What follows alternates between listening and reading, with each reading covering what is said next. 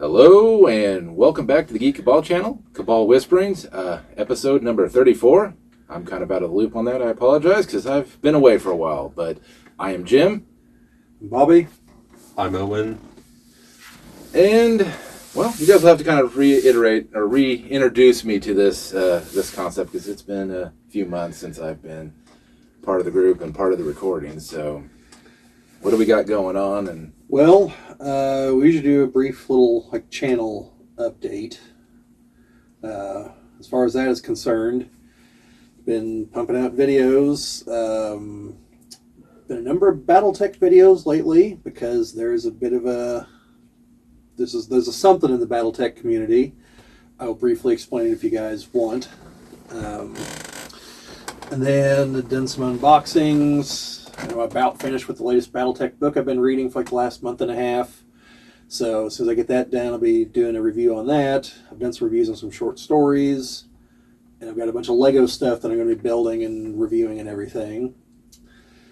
And yeah, that's a lot of what's been going on. Chad and I are trying to get together for the other podcast. We know what we were going to be talking about for the last 2 weeks, but things just keep coming up. So, just spoiler alert, it's going to be G.I. Joe content. There's been some moving and some shaking in the G.I. Joe classified stuff. And looking at what's going on my phone right now, I'm pretty sure my group text for work is just absolutely exploding. So, yeah, hopefully I think 8 messages in the last 10 seconds have come through. Good Lord. So anyway, so the BattleTech stuff, the good folks at Catalyst have decided that they're going to make an alternate universe product. So it's not in the mainline BattleTech universe. Now there have been books and PDFs and stuff for alternate realities before, but never a full product, a full box set with a background primer that's 70 pages long, miniatures because the mechs do look a little bit different because they're very gothic inspired for this one, which a lot of people are saying, oh man, if this isn't just a cheap ploy to get people from Warhammer 40k over, and well, they're wrong. It's an expensive ploy to get people from Warhammer 40k over, not a cheap ploy. They put some thought into it. But aesthetically, it looks like Warhammer 40k. As far as the mechs, they've got the more gothic feel. But the actual storyline and everything, no, it's different. But this has caused quite the ruckus among the online folks.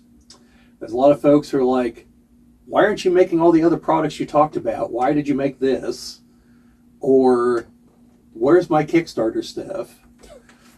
Which they're in the middle of fulfilling, so I don't know what they expect to happen. Catalyst wasn't just going to shut down the rest of their operation and not make anything new. That was an absurd expectation.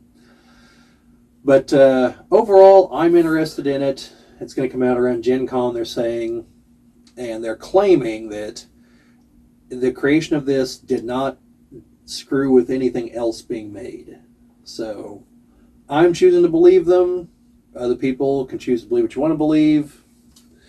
But all I know is I basically really quickly skimmed the primer, looked at the few posts that were up the day after this was announced, threw out a video. It's a half hour long, and right now it's almost at 1,000 views. nice. With a hell of a lot of comments, though.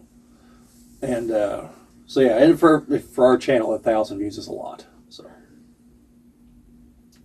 and no, we're also just shy of 500 subscribers.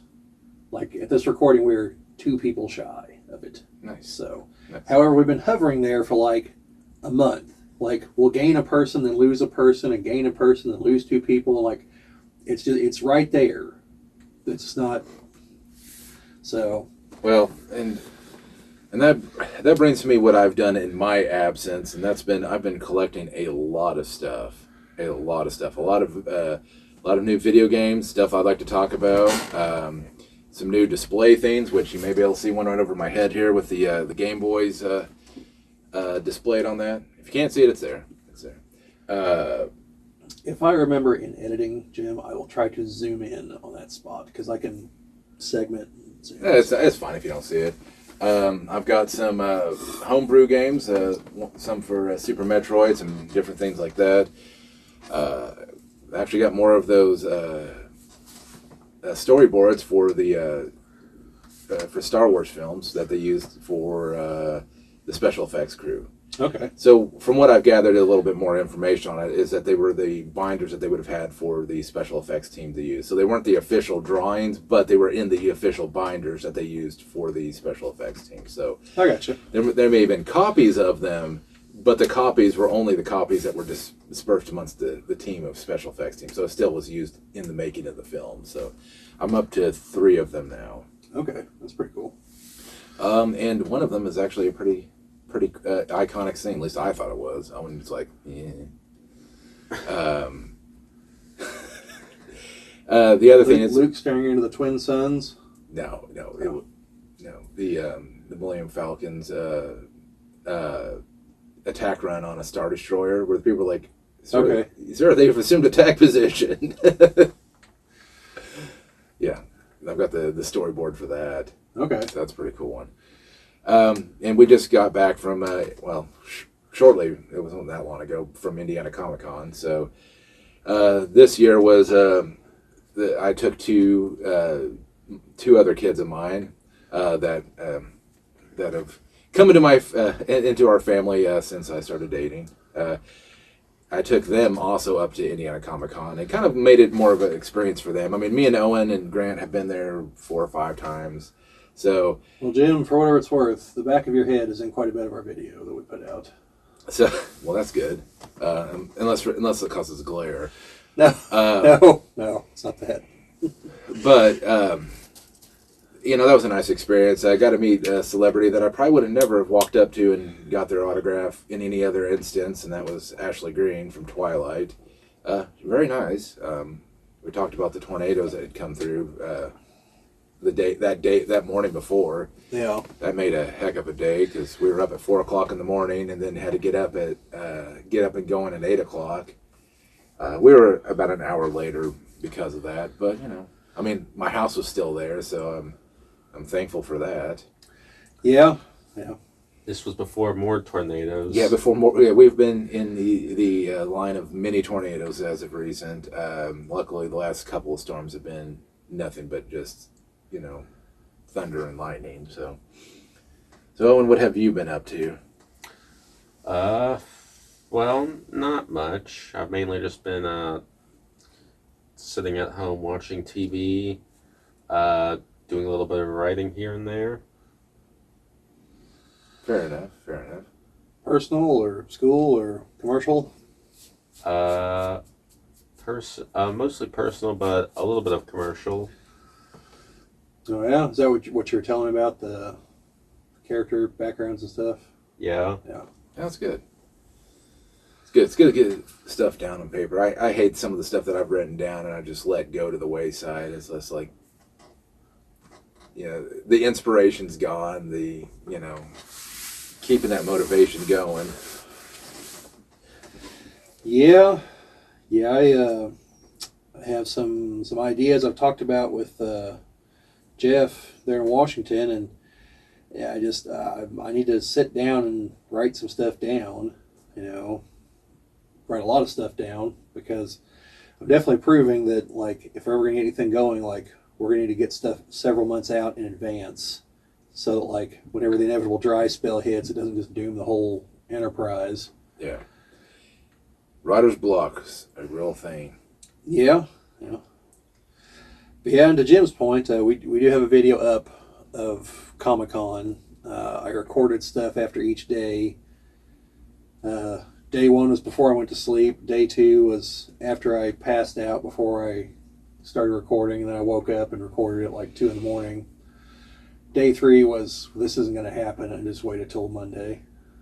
So I have those, and I got a bunch of random shots. Then I took a couple pictures and did like a voiceover just trying to explain, like, you will not see this at Gen Con. There's way too much space here. Like 20 booths could fit like in half of this picture. But I'm kind of glad the way they did it, though, because there's a lot more people there this year than I think I've seen in many years. For whatever it's worth, that was only Saturday. Friday and Sunday, No, nothing like that. Like both days, like there was hardly anybody there compared to Saturday. Saturday was crammed. I've never seen it like that for Comic-Con. Yeah. Still not quite to Gen Con levels, but like it was pretty packed for Comic-Con. Well, because you have to think that Indiana Comic-Con is mostly going to be people from the surrounding area. You're not going to get Right. people flying into Indiana Comic-Con. That's reserved for only certain cons. Well, yeah, mainly people from Indiana and the surrounding states. Yeah, unless there's just somebody that's just like, oh my gosh, they've got the Trinity, they've got Tasha Yar, Riker, and Data there. Yeah, I mean, I joke because I think Twilight may have been a bigger draw than that, but I don't know. I didn't. well, I mean, they had the guy that voiced Cell. That's something. Yes. Well, usually it's one or two of the Dragon Ball voice actors there, which, I mean, I give them credit. I mean, they go to a lot of conventions because I see them all over the place. But Yeah. but the I don't know. It's like the it's funny. I happened to wear the same exact shirt when I went up to Indiana Comic Con and didn't even go and talk to Wayne Knight or.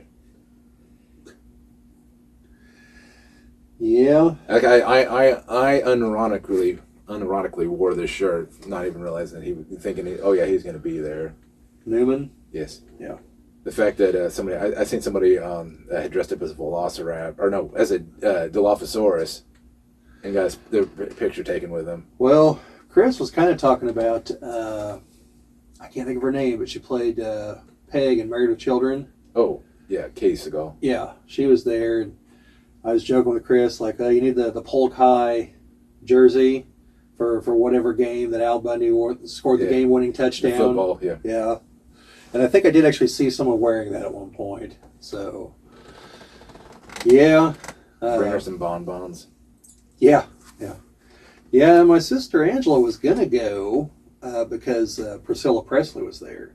And she's a big Elvis fan. And obviously it can't beat Elvis, but, well, I mean, not the conventional way. Like, it's going to be a one-way trip if you're going to meet him. But Or it's going to require some items. I don't know. Maybe sell your soul. I don't know. Just whatever spiritual summoning you have to do to. Well, I don't know how much you guys follow, like, some of the weirder stuff that's floating around out there, but apparently there's some documents released by the CIA that talk about, like, otherworldly travelers and, like, talking psychically with things, and apparently, like, they located the Ark of the Covenant using psychics. It's somewhere in North Africa, supposedly. Like, this is like official CIA documentation. This isn't like Joe Rogan spinning his wheels or something. Well, I mean, high on ayahuasca, but like.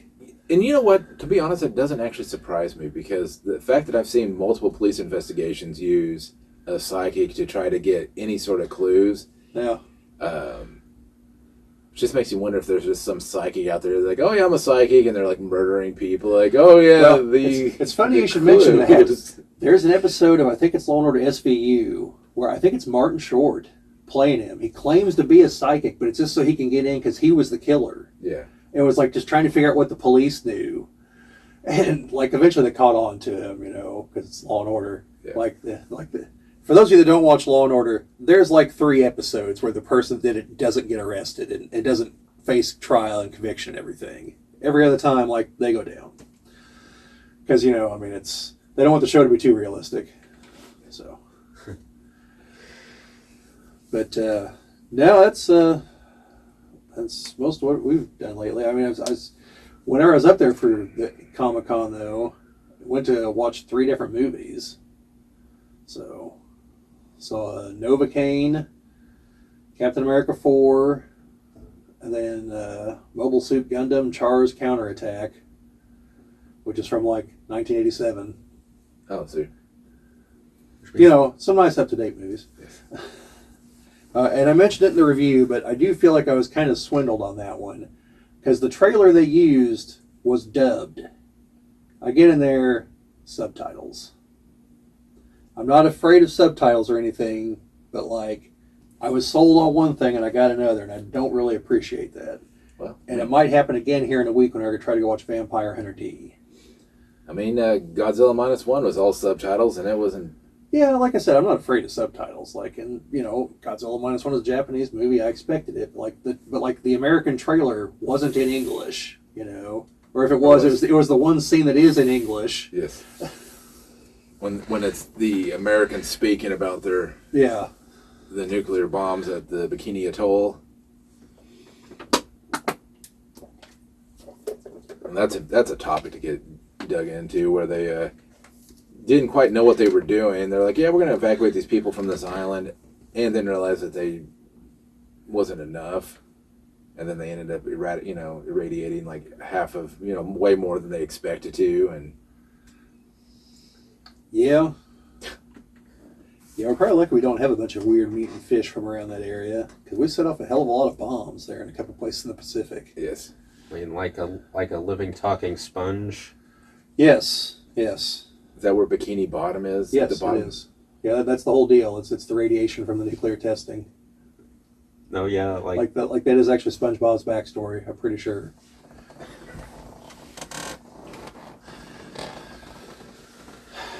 But yeah, I think that's about all we've had going on lately.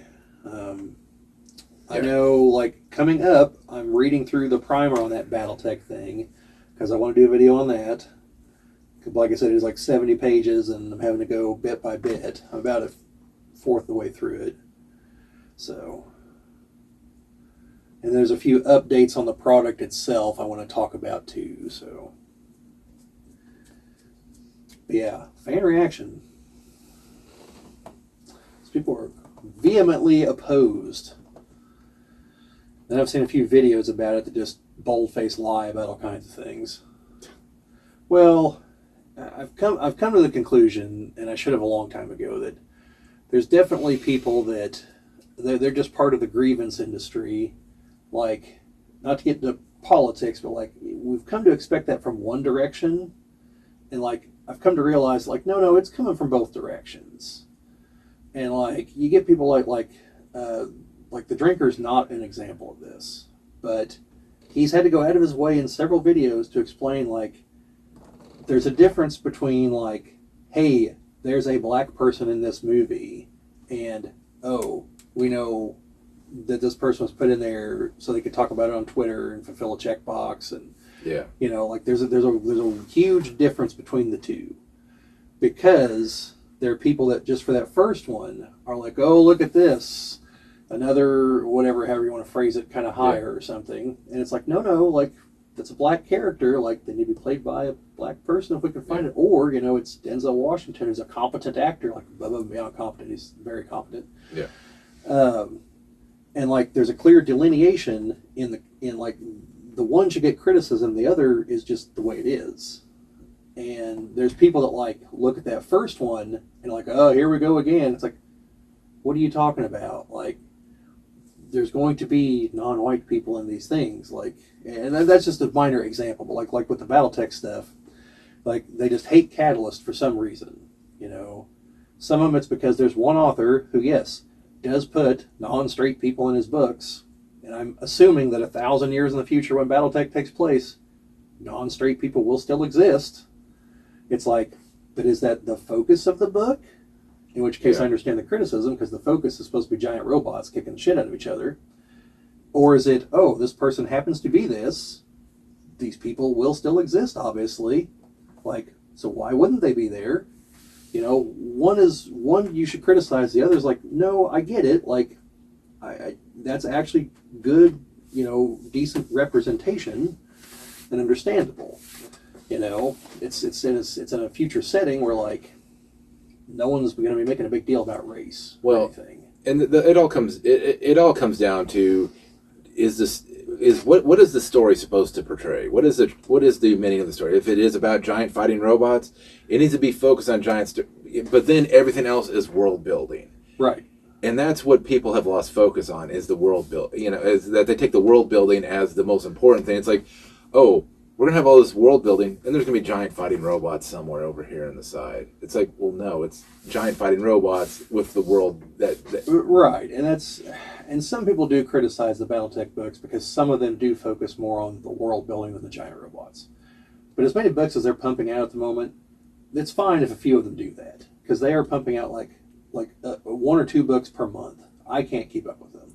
Well, and don't get me wrong, you can go too far the other way, because I was watching a documentary about Doom, Yeah. and some people were really disappointed at the fact that they, like one guy had written the Doom Bible, and they're like, yeah, no, we're not going to use that. We're just going to make it, the story's second to the actual gameplay. And people are like, well, no, people want to have a story that they're following along with while they do it. Now, the thing is that one shouldn't sacrifice the other. You shouldn't, sacrifice the story for gameplay, but you shouldn't also sacrifice gameplay just to make a story work. That's why games don't follow the natural progression of a movie, because otherwise it'd be boring and suck. Well, that's why Nathan Drake kills over 1 million people in his games, but he's supposed to be like Indiana Jones. Because if he just did Indiana Jones stuff, then it'd just be like, oh well, that's kind of boring, just walking around a level, occasionally punching a guy or killing a guy. But if you've never played any of these Uncharted games, like, it is ridiculous the amount of death that he causes to people.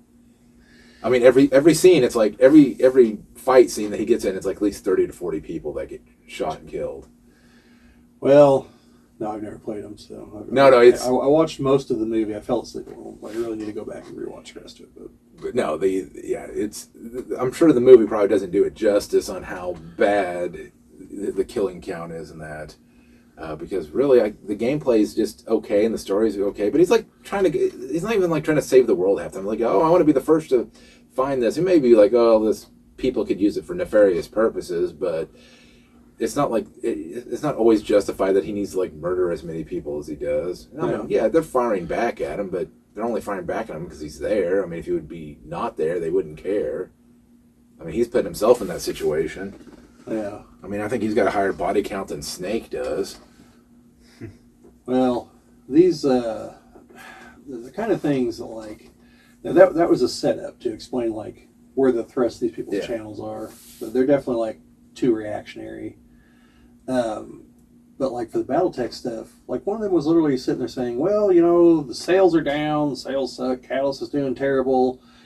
And his source may as well have literally been, trust me, bro.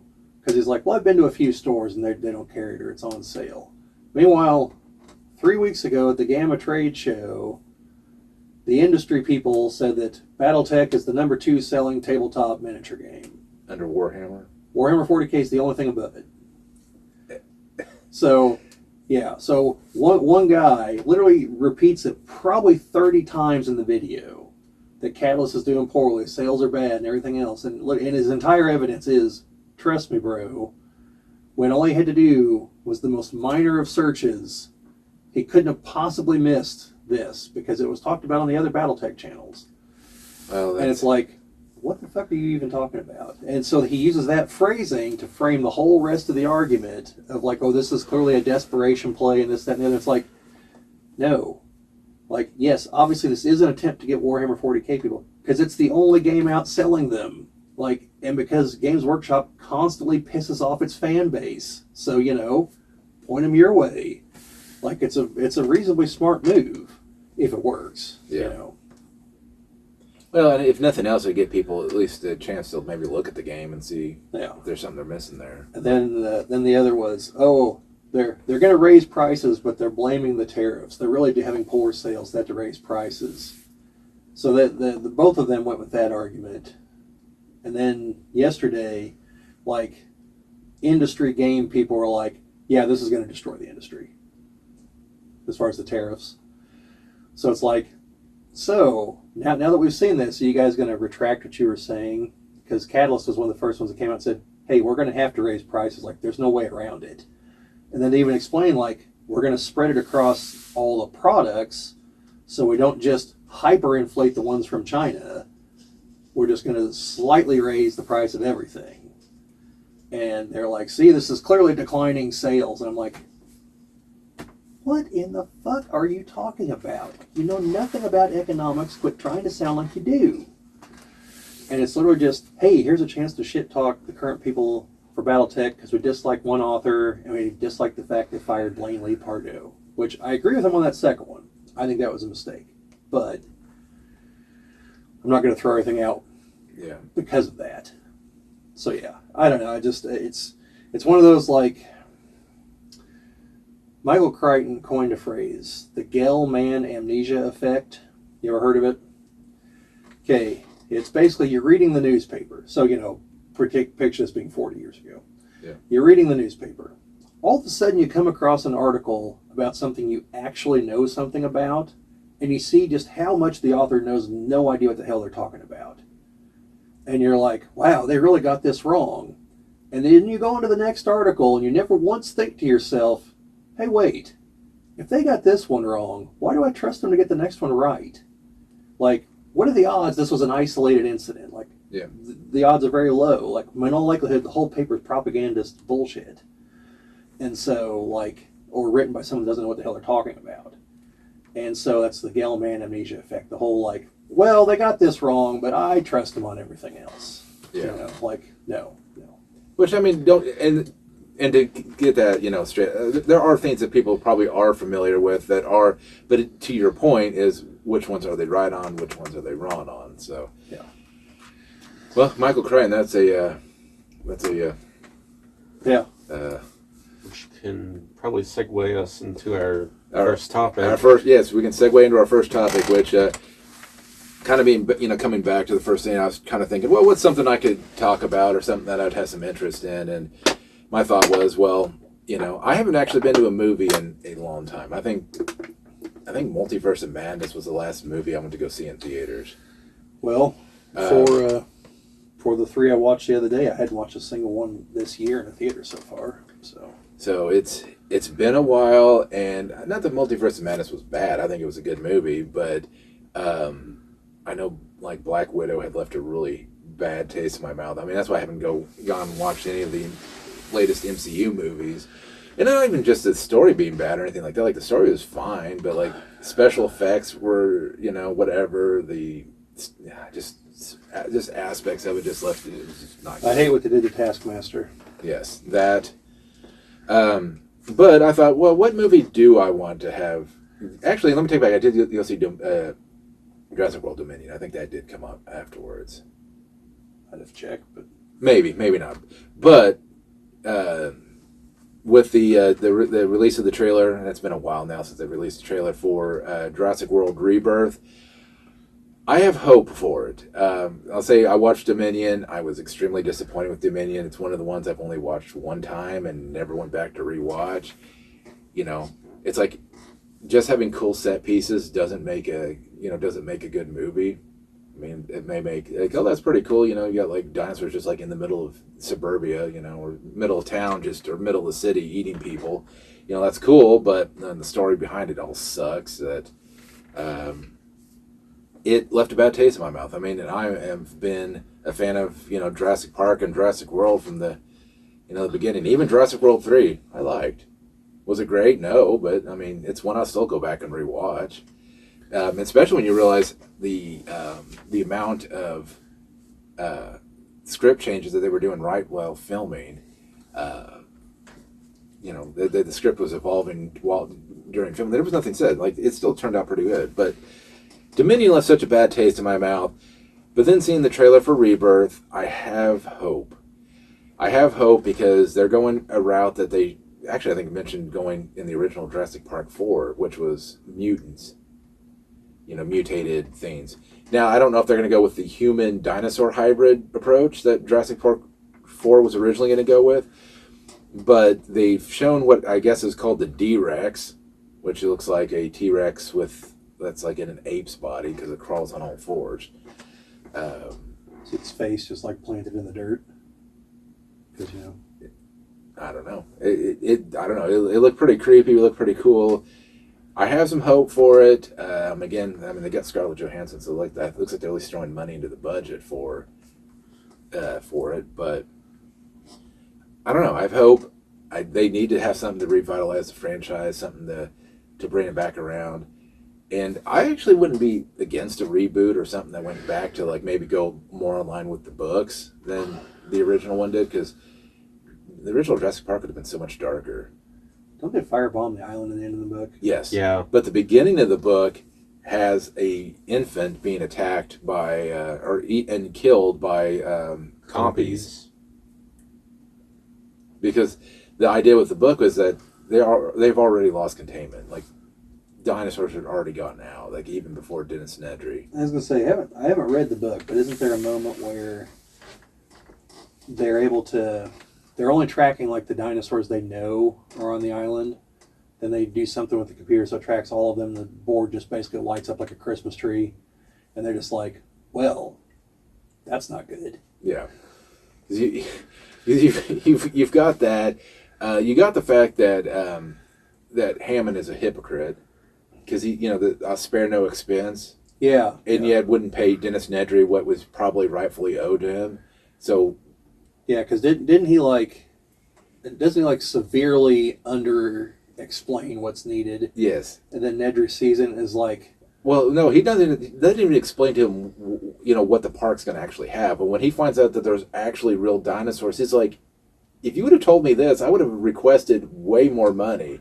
I'm not saying Dennis Nedry is a righteous soul by any means, but he was justified in his actions because it's like, you run a dinosaur theme park. He's like, this is going to take way more security, way more everything to run. So no crap that he went to Biosyn and was like, yeah, I'll sell you some embryos. But I think the park was doomed in the first place because, which doesn't seem like that should be the case. I mean, I don't know how often animals actually get out of exhibits, but I guess also most of those animals aren't, multi-ton, giant, whatever. But no, so. Yeah, Jurassic World Rebirth is.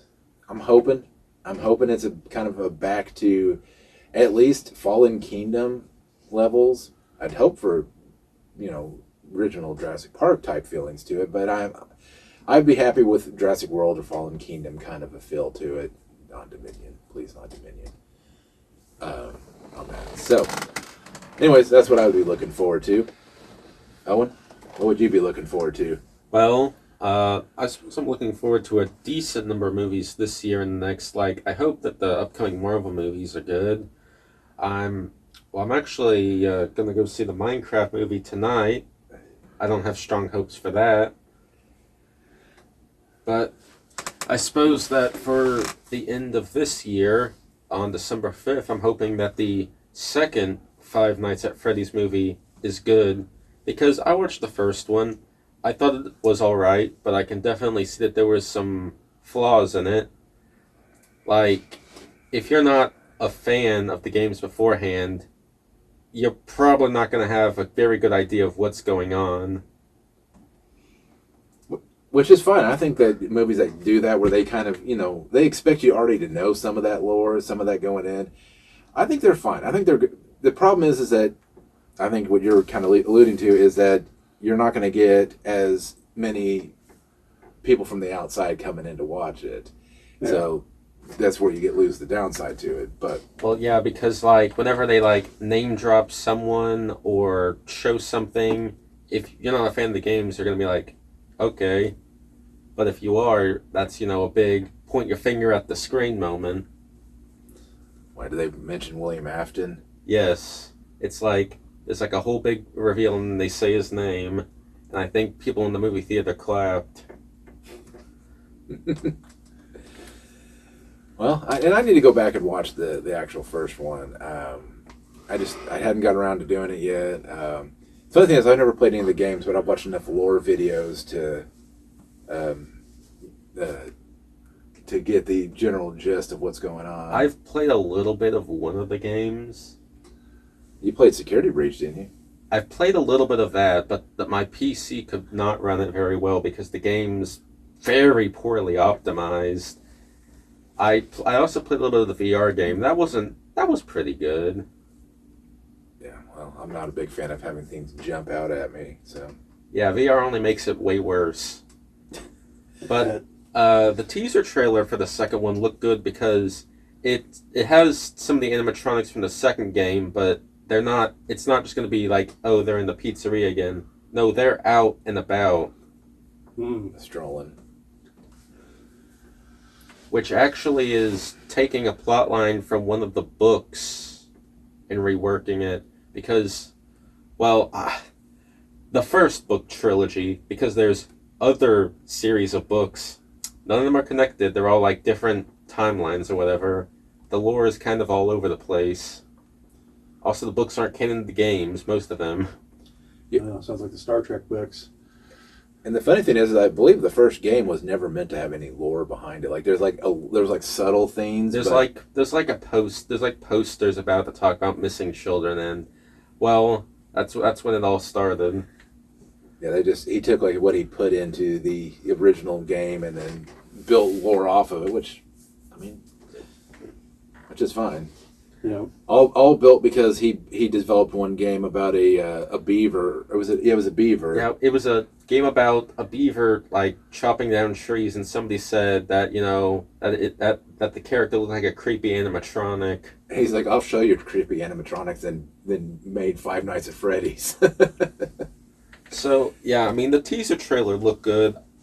I hope it's gonna lean more into the horror than the thriller, but it's still probably gonna be PG-13, so can't expect anything too gory. Not that that's necessarily needed for horror, but you get what I'm saying. Yeah. Yeah. Well, kind of reminds me of what I watched last night on Joe Bob Briggs' Last Drive-In. This episode was focused on slasher movies. So he had his 24 rules movies have to follow to be considered a slasher movie. And your philosophical, well, is gore necessary? Well, the first movie they showed is a slasher from the 80s. And he always goes through is like there's X number of dead bodies. And one of the things he talks about is like the number of breasts and things like that. Mm-hmm. And he's like, there's no breasts in this movie. There's no nudity. He looks over his co-host like, slasher movie from the 80s with no nudity. I don't even know if I can call this a slasher movie. He's like, in fact, it's rule number like 18. He's like, there's got to be nudity somewhere kind of thing. Yeah. And so, yeah, that was one of those like philosophically like, can I even call this a slasher movie? Like, it meets every other definition, but like, from the 80s, no nudity? How'd this happen? I'd never seen the movie either somehow. The Intruder. It's definitely got some pretty gruesome kill shots. Yeah. Just thought that was kind of relevant to what you're saying there, Owen. So anything else you're looking forward to, or is that... That's the main one. I'm hoping that like as I said, the Marvel movies like Thunderbolts is good. Although, considering Marvel's recent track record, it's more of a blind hope than anything. Am I into something back here? Yeah, you just got up under that shelf. That's all right. So, Bobbie, what movie would you be looking forward to? So I have a question here. Yeah. Are we talking strictly new movies? Well, we're talking about what would get you in the theaters. Well, Revenge of the Sith is going to be out this month in theaters. So... Oh. That's why I ask. Oh, God. Barring a scheduling conflict, that's definitely going to be getting me into theaters. All right. Well, I've got to raise my viewing count on that. It's only at 5 in theaters. So Phantom Menace is way too far of a lead with 9 now. And Vampire Hunter D is his 40th anniversary. But that's the first time it's been in American theaters. So that's like that's this week. No, next week. Next week. New movies... I am irrationally hopeful for the Fantastic Four movie. I think I hope Pedro Pascal can pull off Mr. Fantastic. I think he can. I don't know anything about the woman playing Invisible Woman other than I disagree entirely with everyone's like, oh, she looks too old. Like, if it's when they first started, she's like 18 or something. To Reed's like, I don't know, 40. It's not really that big of a gap, but there's definitely a gap between them. Like, as much as I'm a stickler for these things, like, I can live with there not being like a 10-year gap between them. Like, if she looks like she's in her early 30s, but is still fairly attractive, and I'm always saying that because, like, that's like a trait they emphasize constantly with her. It's not just, oh, she's a comic book character, so she's got to be attractive. Like, no, she's so attractive that the King of Atlantis tries to steal her every time he sees her. Like, she's considered a 10 in Marvel. Like, that's a thing. But she's also supposed to be super smart and everything else. I'm just saying that, like, that's a thing. So, yes, in my opinion, the woman playing her clearly fits the bill. She's very attractive. Like, so I just hope she can act and everything else, and the part's well written and the movie's well written. So, like, I'm hopeful. The fact that was it Herbie, the robot, is there in the trailer? Yeah. Like, that tells me, like, okay, we got the Goofy callback. That's good. Galactus is clearly, like, not a damn cloud. Yes. I am not really enthused at the idea of a female Silver Surfer. And in the off chances anyone in the comments, that's from Earth X number 11, if I remember correctly. Like, I have the book. So, like, so before someone tells me, oh, it's like that in the comics, like, no, it's like that in a comic, in an alternate reality, that she dies in the first issue she's in. So, no. Well, they are in a different reality, though. I know, but they're not in the Earth X reality. So. Oh, true, but I mean.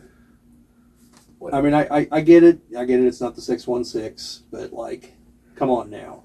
The Silver Surfer has been Norrin Rad longer than, like, any of us have been alive. Shallow Ball has been the Silver Surfer in, like, that and, like, a what if issue. Well, and there were female heralds they could have used. Those female heralds, for sure. Like, they could have gone with Frankie Ray. She was the female Human Torch because she had powers like Johnny's. Then she became the Herald, and I can't think of what her Herald name was. Is it Nova, maybe? But anyway, she's like Johnny, but then she becomes, you know, like golden colored whenever Galactus makes her Herald, makes her his Herald. And there's another one like Starduster or something, I think is a woman. Or there's always the golden oldie, No. Aunt May with the power cosmic, in case you didn't know, Owen. Well, the made me just think. So was the Silver Surfer the only one that got a surfboard? I think so, yeah, because Fire Lord just flies through space, Terrax just flies through space, but he also like has control of like Earth, so he usually like creates like a flying boulder that he sits on. Because I was just thinking, could you imagine when Franklin Richards made Galactus his herald, that Galactus got a surfboard to go on? Well, it's funny that storyline went that way because in Earth X, Franklin Richards just became Galactus. Yeah. So, but yeah, so I'm looking forward to that. I hope it's good. Like I'm looking forward to that a lot more than I'm looking forward to Thunderbolts, because I think Thunderbolts could be good, but Thunderbolts is like this is like Lord of the Rings, like the quest stands on the edge of a knife kind of moment. Like, could be entertaining, could be way too far into goofy jokey land and not serious at all. Because of the Red Guardian. Because of all of them. I mean, I don't expect a lot of jokes out of Bucky, but like the others, yeah. And how they handle the Sentry, like we're gonna see Marvel's first attempt at making second attempt after Icarus. It was Icarus, right? Yeah. I think. I don't know. I try to actually not remember that movie. But it had one of the best speedster scenes out of any movie. Yes, had the best Superman versus Flash scene in any movie ever. It just happened to be a Marvel movie. But yeah, those two. That one. I really hope the Superman movie's good. I think James Gunn did a great job with the Guardians of the Galaxy movies. He's done a good job with the Peacemaker show that was on HBO. I thought he did a good job with Suicide Squad 2. So I really hope that, I think he did that. So I really hope that Superman works, because like I feel that he gets comic book characters and he gets comic book movies. It's just we've never seen him actually tackle like a major iconic character like that. He's tackled characters that he could really screw with because no one knows who the hell they are. Yeah. Like, you know, I'm one of the 10 people out there that knew who the Guardians of the Galaxy were walking into that movie. So, like, I know the things that were changed. But I also know that, like, they don't matter. So, but, yeah. So I'm hopeful for those two and for the new Tron movie that the trailer just came out, like, 2 hours ago. So. As a film, obviously. As a film. Yeah. I mean, I don't even know what's out, like, the rest of the year, so. Yeah. I think there might be a new Halloween movie this year. It's either this year or next year. Even though the last one had a pretty definitive ending, like they crushed up Michael Myers' body in like a giant industrial press after they drug it through town so everyone could see he was dead. So I don't know where they're going with it, but the press now becomes. Yes. I hope so. Did you see that they're making a new Naked Gun movie? I unfortunately did see that. Fortunately, it was muted when I was playing, and I was like, what in the hell is this? Then it saw what it was. It's like, oh my god. What? Hey, Liam Neeson as Frank Drebin Jr. I can dig it. I just like the fact that they had oh gosh, what's his face's son on there, and supposed son Nordberg? Nordberg's son, and O.J. Simpson's character. yes, and the guy just kind of like looks at the camera, and is like, Oh man, I thought that was just a meme picture. Like that's actually in the trailer. Yes. Because I stopped watching the trailer like after the first like few seconds in the bank robbery. Once I realized what it was, I was like, no, I don't care. But yeah, so that okay, all right, that might be funny then. well, if they go back to see, the problem is that I think that they're going to tone it down way too much. I think the humor was so over the top stupid that I don't know that they'll go to that extreme. I mean, yeah, in the trailer they show him dressed up as a schoolgirl. Then somehow just miraculously when he takes his mask off, he turns into a towering 6-foot man. But I just don't think they're going to be able to go. Like the one line from one of the Naked Gun movies where gosh, I can think what her name is now in that. Michelle Presley. Yeah, the one that she plays. When she walks out of him from a restaurant, and he goes, "That's fine. I haven't had this much sex since I was a Boy Scout leader." It's like, and he's just like, "I was dating a lot at the time." I like something like that. I just don't think would be able to be said. Yeah, well, or anything like that. I'll have to watch the trailer, but the big complaint I saw was that it's not really the same kind of humor. Because, like, in The Naked Gun, like, we know it's a comedy, and Leslie Nielsen, like, as the series went on, began exaggerating. But, like, in the first movie, like, he's playing it straight. Like, that's part of the joke. It's like Airplane. Like the Airplane's funny. Part of the reason is because, like, all the people they have in it, they're not comedians. Like Robert Stack, like those guys, they're playing it straight. But they're saying the most absurd things imaginable. Like, that's why it's funny. Yeah. Yeah, and Liam Neeson's just like, Frank Drebin. Yeah, I could see that. Sometimes I guess I don't ever think about that. It just comes so naturally to all of those people that. Now, to your point, is it going to be forced? Is it going to be just a forced humor, forced one-liners and stuff like that? But I don't know. So have you? I know you didn't see the Superman trailer I seen, but have you seen the one that's been out for a couple months? Maybe. So have you seen that? Like, there's like other characters in there, like Hawk Girl and Mr. Terrific, and I think I've seen some. Yeah, the Guy Gardner Green Lantern. Yeah, I've seen that. Okay. Well, this trailer, the newer one, it's more like a longer sequence, but then has like the rest of the trailer attached to it. So you get to see more of Krypto. You get to see more of the fortress, and like Superman has the Superman robots inside the fortress. So was that where I seen Krypto beating the crap out of Superman? Yes, like Superman. I thought that was a gag. Like Superman got in a fight with somebody and like smashes into the Arctic, and he's whistling for Krypto to come and get him and take him to the fortress. Well, Krypto thinks he's playing, so he's, knocking around everything. He's got, like, all kinds of broken bones, and he's like, "Stop, Krypto, you're killing me." It's like, "Take me home." They get him in there, like, the robots are scanning, like, "Sir, you've got, like, 3 broken bones, several, lacerated organs." So they have to take him over to this thing.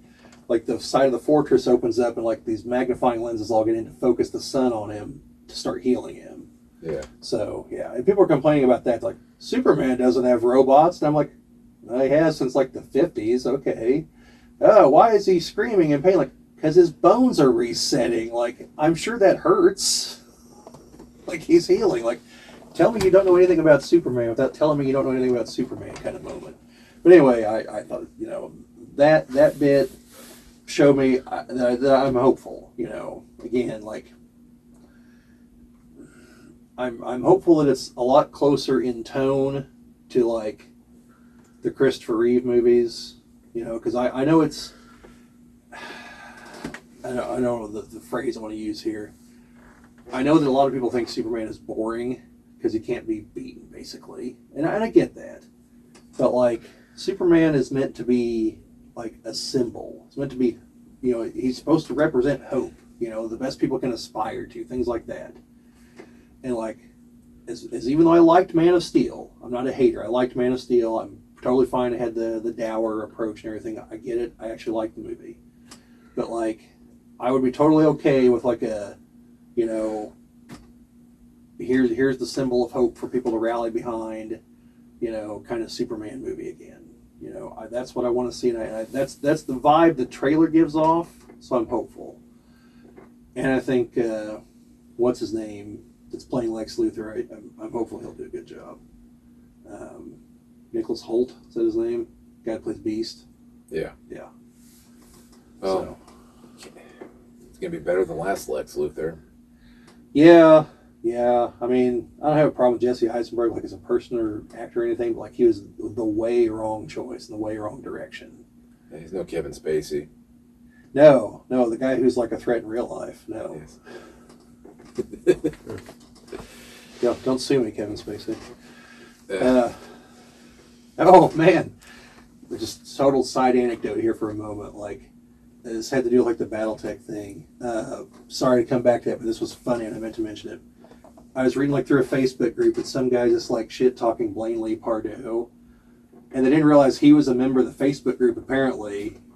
And he's like, so by the way, my lawyer's gonna be contacting you. Like it's defamation calling me a fascist. Like, I'll see you in court. And I was just like, wow, like that made my day. But anyway, yeah, so that's it's, you know, probably Superman and Fantastic Four are the ones I'm hopeful for. So All right, got a break here, and we can go into, you know, our next topic. Which, Owen, do you want to go over what you come up with? I don't know. Do you want to start? Well, explain what explain the topic. All right. So now I figure this is a topic we've had for about a while now. What are your guys' top 5 favorite video games? Okay, and we kind of had a discussion on this, and that the top 5, if it happens to involve a franchise, that's fine, because we're not gonna, because otherwise some of our lists would just be nothing but one franchise listed over and over again. Even though I think I have at least two of the same franchise on my list, but just it's 2 totally different genres on that. Yeah, Owen, do you want to go and what your number 1 game is down to your number 5 game, or do you want to go backwards? I usually start from the bottom going up. Okay, do that. Make sure I do the same. But just quickly, a couple honorable mentions that didn't make the list. The Star Wars Battlefront franchise, mainly the original Star Wars Battlefront 2. It's an oldie but a goodie. What do you say? I like it. yeah. Yeah. My other honorable mention is Door Kickers. It's a more recent game. It's essentially like a top-down SWAT simulator. Okay. Like breaching and clearing rooms. It's fun. I like it. Well, the original SWAT game they actually have right here was a Police Quest SWAT was a top-down SWAT game. So, all right. Number 5. On my list, it's my favorite horror game. It's this like obscure indie horror game called Signalis. what? It's essentially like It's like Resident Evil, except the horror is more in line with Silent Hill. Except it's mainly like taking place out in space. So Jason X. Not more like Jason X, more like cosmic horror shenanigans. I unironically like Jason X. No, there's nothing wrong with that. No, yeah. I mean, it's got like inventory management, conserving items and ammunition, and if any of you, the story is it's told to you, just not straightforward at all. Also, there's no definitive answer to what's actually going on. Gosh, it makes me think of Dead Space. Well, okay, you'll know what's going on, but you don't know how exactly it's going on. Well, because Dead Space, you kind of come in and it's just like crazy creatures there, and you realize that there's the crew that got turned into those creatures. Should have watched the anime movie before they went in. And if you in all the chapters for the game, say whatever the girl he's coming to try to find, his girlfriend that's on there, it says that she's dead in the name, like the first letter of the chapter names. Well, okay, like what's happening is in Signalis, you're not playing as like a person, you're playing as a robot, but it's modeled off a person. Okay. So you still have memories of this person, which are conflicting with your current memories. And you're looking for a person for like the first half of the game, but it turns out you were looking for an entirely different person this entire time. Also, reality's sort of warping in the flesh around you, and there may be time travel shenanigans. So... Huh. Oh yeah, and there's like 4 different endings, which maybe all happen, maybe they don't. Alright. Well, that's enough of that. So just to be clear, the opposite of KOTOR 2, where there are no endings. Number 4 is the Stanley Parable. Shifting gears entirely. It's what some people nowadays would consider a walking simulator because you walk around. It's a very meta game. Like, there's like a narrator, but the narrator's talking about like himself and you. And it's such a hard game to describe because like the narrator's like telling you where to go, and you can either choose to obey him or disobey him and go an entirely different route. And then he usually or bashes you when you do. He's like, well, obviously you don't know, left and right, or, here, let me make it easier for you. Let me only give you one door to go into. and yeah, and there's like even in like the original game, there was like 27 different endings, and they released the deluxe edition, which is actually the sequel, but it's also the same game because it's an expansion, but it's also a sequel.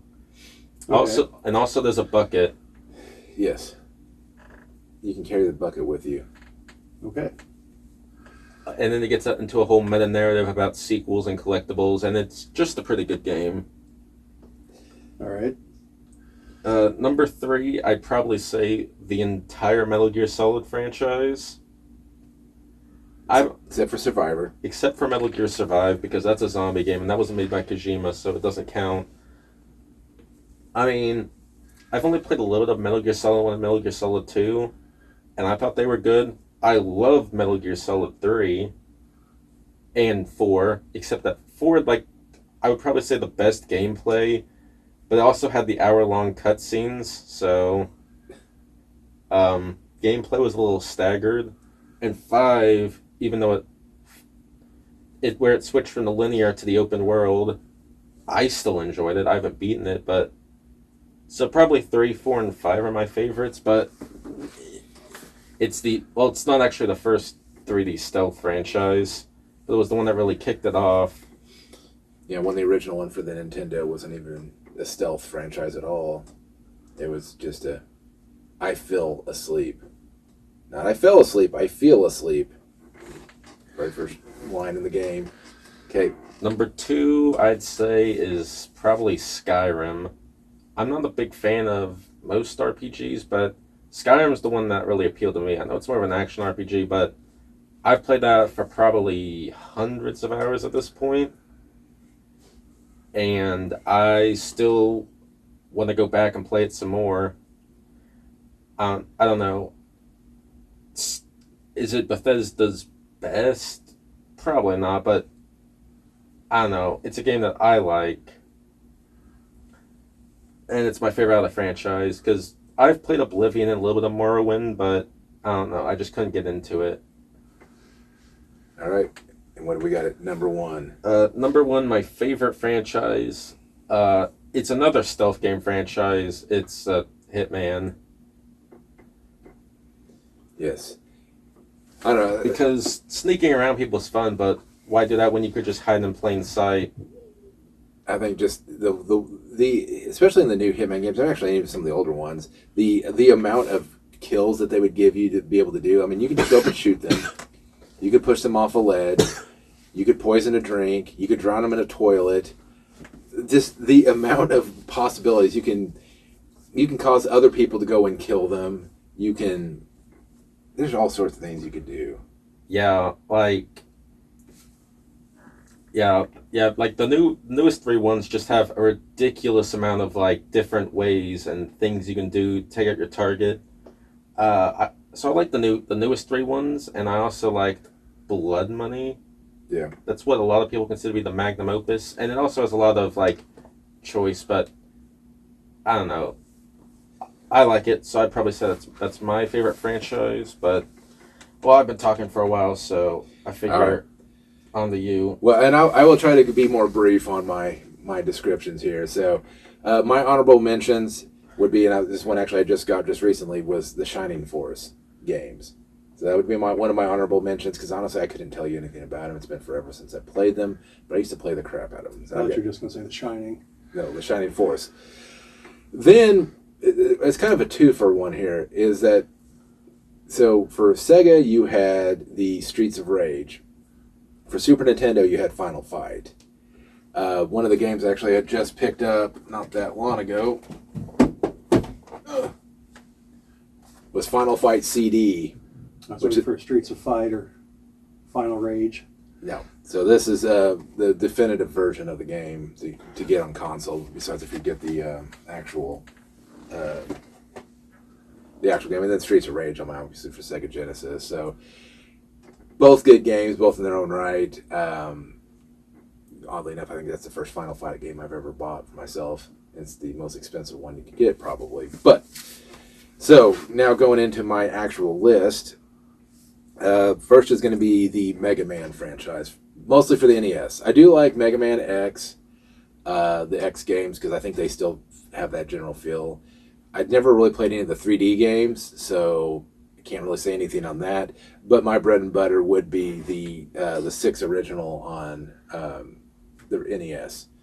Mega Man 2 being the standout. Now, usually Mega Man 2 was kind of where they started their stride with the power-ups, but didn't go quite as crazy with having like all the slide kicks and different things like that. It was just like enough change, but it wasn't so, it's an iconic game. And the fact that you beat the end boss with the bubble gun, it's the only weapon that hurts him, because it's the worst weapon in the game. So second would be the Super Star Wars line. So this would include Super Star Wars, Super Empire Strikes Back, and Super Return of the Jedi. All of them pretty much the same game, just telling through the stories. Starting off with a blaster, then having to deal with a lightsaber. Empire Strikes Back, you get force powers that you can use as well. And also balls hard. The extremely hard games just to beat without some sort of cheat or cheat codes or unlimited continues or anything like that. But one of the funniest things is that in Super Return of the Jedi, that there was a cheat code that allows you to swap any character in the game, and the Emperor is meant to be fought by Luke Skywalker with a lightsaber. Obviously it doesn't happen in the movies, but in the game that's how you have to beat the Emperors, with a lightsaber. Well, they were never planning for you to use a character with a range attack. So if you switch out, instead of playing with Luke Skywalker, and you play with Wicket can take out the Emperor in like no time, because he can literally just stand on one side of the screen and just peg him with arrows. Funniest thing ever to beat the Emperor with Wicket. But Wicket, I guess his weakness is wooden arrows. Okay, so my number 3 game would be Doom. And this was a kind of a hard one, because I actually grew up playing more of Wolfenstein than Doom. But when I played Doom, Doom was the very first game that I played multiplayer on. It was actually Dustin, is who I played a lot of Doom with. Command & Conquer Re, the second one that I played, and while it's not on my list, and I would say it's definitely an honorable mention, it was, I only get 5 spots here, so I had to do what I do. So I actually will say Command & Conquer is another one that would be on my honorable mentions list. But as far as it goes, Doom was the one that I remember playing the most of. I remember that was the first time I've ever seen a game be modded with different characters in the game. My cousin showed me that. He actually had the Energizer Bunny and Beavis and Butthead. And their voices would be in there too, you know. Every time you'd shoot the Energizer or kill the Energizer Bunny, it's like, nothing outlasts the Energizer. You know. And then, you know, Beavis and Butthead was just, as they would roam the halls. But no, just shareware game. You know, everybody could have it. You know, you could have the first episode without having to pay anything for it. I mean, it's just classic in every way. I mean, guns, violence. You know, the first game that I remember that had a lot of gore to it and that kind of stuff. So, but when it comes to time played, the top 2 would be where I had the most time played into any game. My number 2 game is going to be TIE Fighter. Specifically TIE Fighter. And I have played X-Wing. I have played X-Wing vs. TIE Fighter. And I have played X-Wing Alliance. Now, X-Wing Alliance, I think, is the best out of all the games with its mechanics. But I think story-wise, TIE Fighter, with its expansions, is the far superior game. Because X-Wing Alliance too much fits in with the movies and such, so you're not playing like a new experience, really. You're kind of, you know, you blow up the Death Star at the end of X-Wing Alliance. Yeah. So it's a different experience. But TIE Fighter, you actually play as an Imperial, and then you kind of realize the Imperials weren't always terrible people. Like, most of their missions were, hey, there's a civil war going on over here, you know, we need to stop that. Now, mind it, their way of stopping it was, you know, capture both leaders and stick them into a room and make them come to an agreement. Or the occasional, well, if there's no one there, then there's no one left to fight. But for the most part, you were trying to help people out. You were doing things like, you know, you really felt like, well, no, the rebels are terrible. You know, here they are. Here they come in trying to blow crap up, trying to make attacks and do all this whatever. And no, you kind of actually felt sympathetic for the Empire at times. You're like, no, these are just people doing their job and trying to make a living and all that. I mean, technically, wasn't Luke going to join the Empire? Well, whenever he says he's going to go join the Academy, that's what he's talking. That's what he's saying. It's the Imperial Academy. Yeah. So it's not like he's, you know. But there's also a deleted scene where he talks to Biggs there towards the beginning, and Biggs tells him he's with the Alliance now. So. Yeah. Because it's all like the rebellion. Biggs, like, I know we're in the Outer Rim, but like, keep that to yourself. So TIE Fighter, great story, many hours put into it. But I think one that I put even more hours into has been the Metroid franchise. While I was not a big fan of the very first Metroid because of not having save states or maps or objectives of any sort, really. I mean, I still found it enjoyable to play, but every other game since, and the remakes and everything else, even, like I said, I got a homebrew version, 2 actually homebrew versions back there that I need to play. I mean, Super Metroid's my favorite game of all time. Metroid Prime, awesome game. Metroid Prime 2, not quite as awesome, but still I think a good game. I've not played Metroid Prime 3 yet. Metroid Prime 4 is coming out.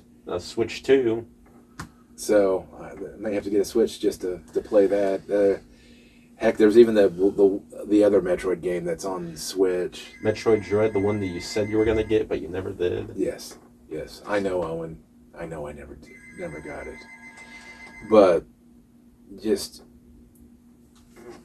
And if you hear the phone ringing in the background, I apologize. We didn't shut the door before we started recording here. But no, I mean, just everything about it. You know, I think while Super Metroid is my favorite game, Metroid Fusion for the Game Boy Advance is a very close second. It is a fantastic game. Continues on right after Metroid. With that, or Super Metroid. Just awesome franchise. You know, the one thing that always got me is where people are like, well, it's got a woman protagonist. I'm like, who cares? Like, she's, you know, it's a, how do people say it? It's, you know, yes, she's a woman protagonist, but she's also a bounty hunter first. She's all these other things first. She just happens to be, you know, a woman or whatever. And it never made that big of a deal to me because I thought the games were awesome. Gameplay was great. Honestly, for the Super Nintendo, probably the peak of Super Nintendo games. Not saying that other games aren't great, but just of gameplay and all that stuff, that's my number one. All right, Bobbie. What do you got? The need to write stuff down. So, the other two have a slight advantage on me here. So it's the reason my phone to record. I got to try to keep all my thoughts organized in my head here. Give me just a second.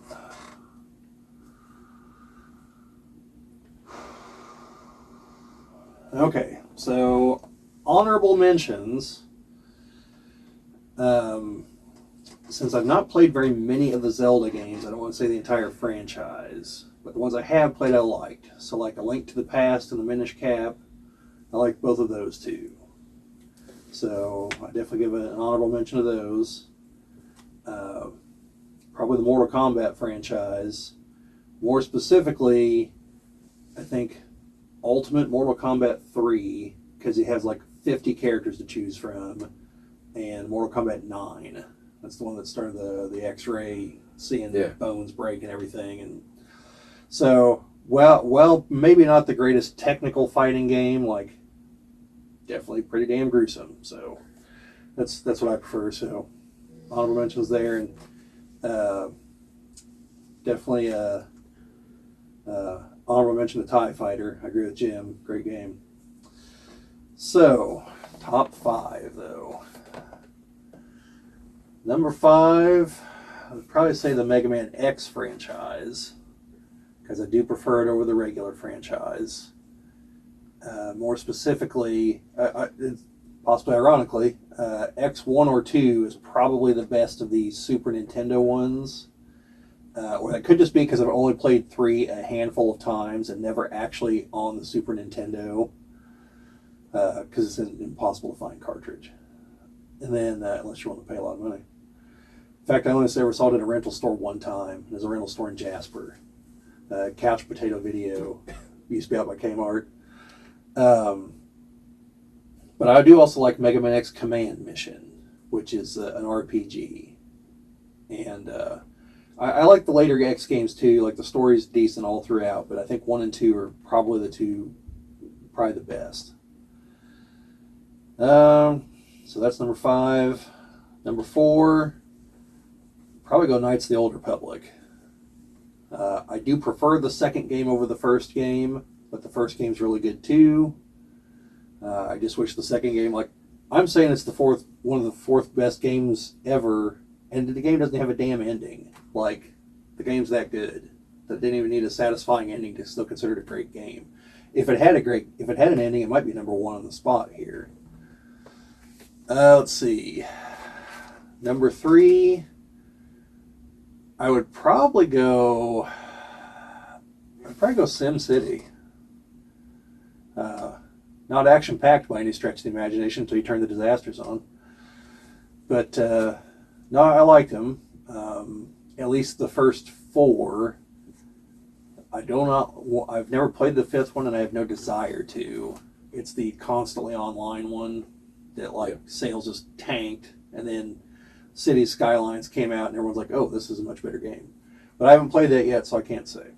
But I do like the SimCity games, and there's a different experience. Like, the first one's top-down, and it's on the Super Nintendo if you want to play it that way. But then, 2000 goes to the isometric view, and that's what 2000, 3000, and 4 all use. And, you built...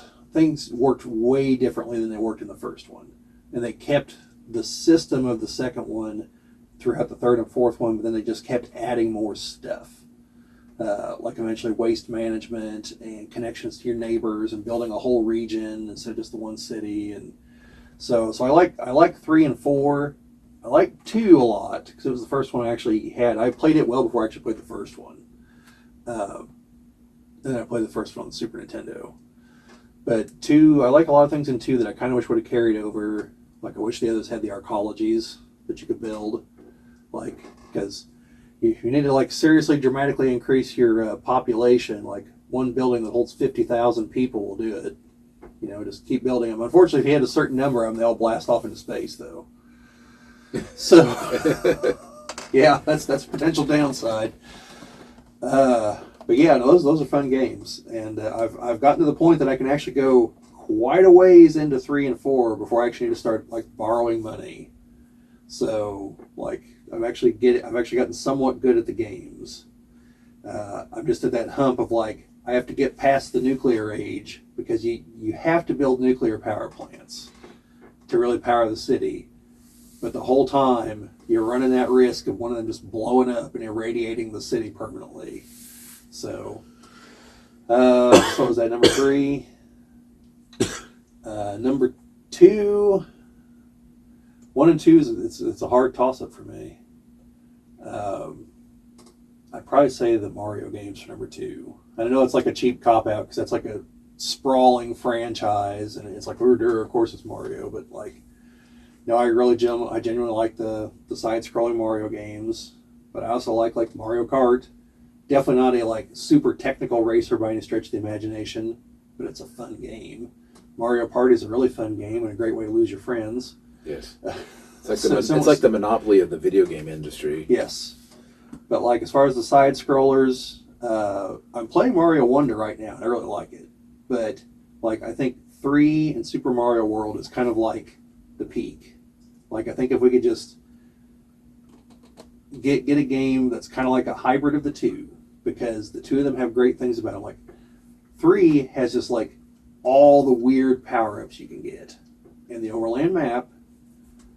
4 or Mario World had, I think, the better overland map setup. Yeah.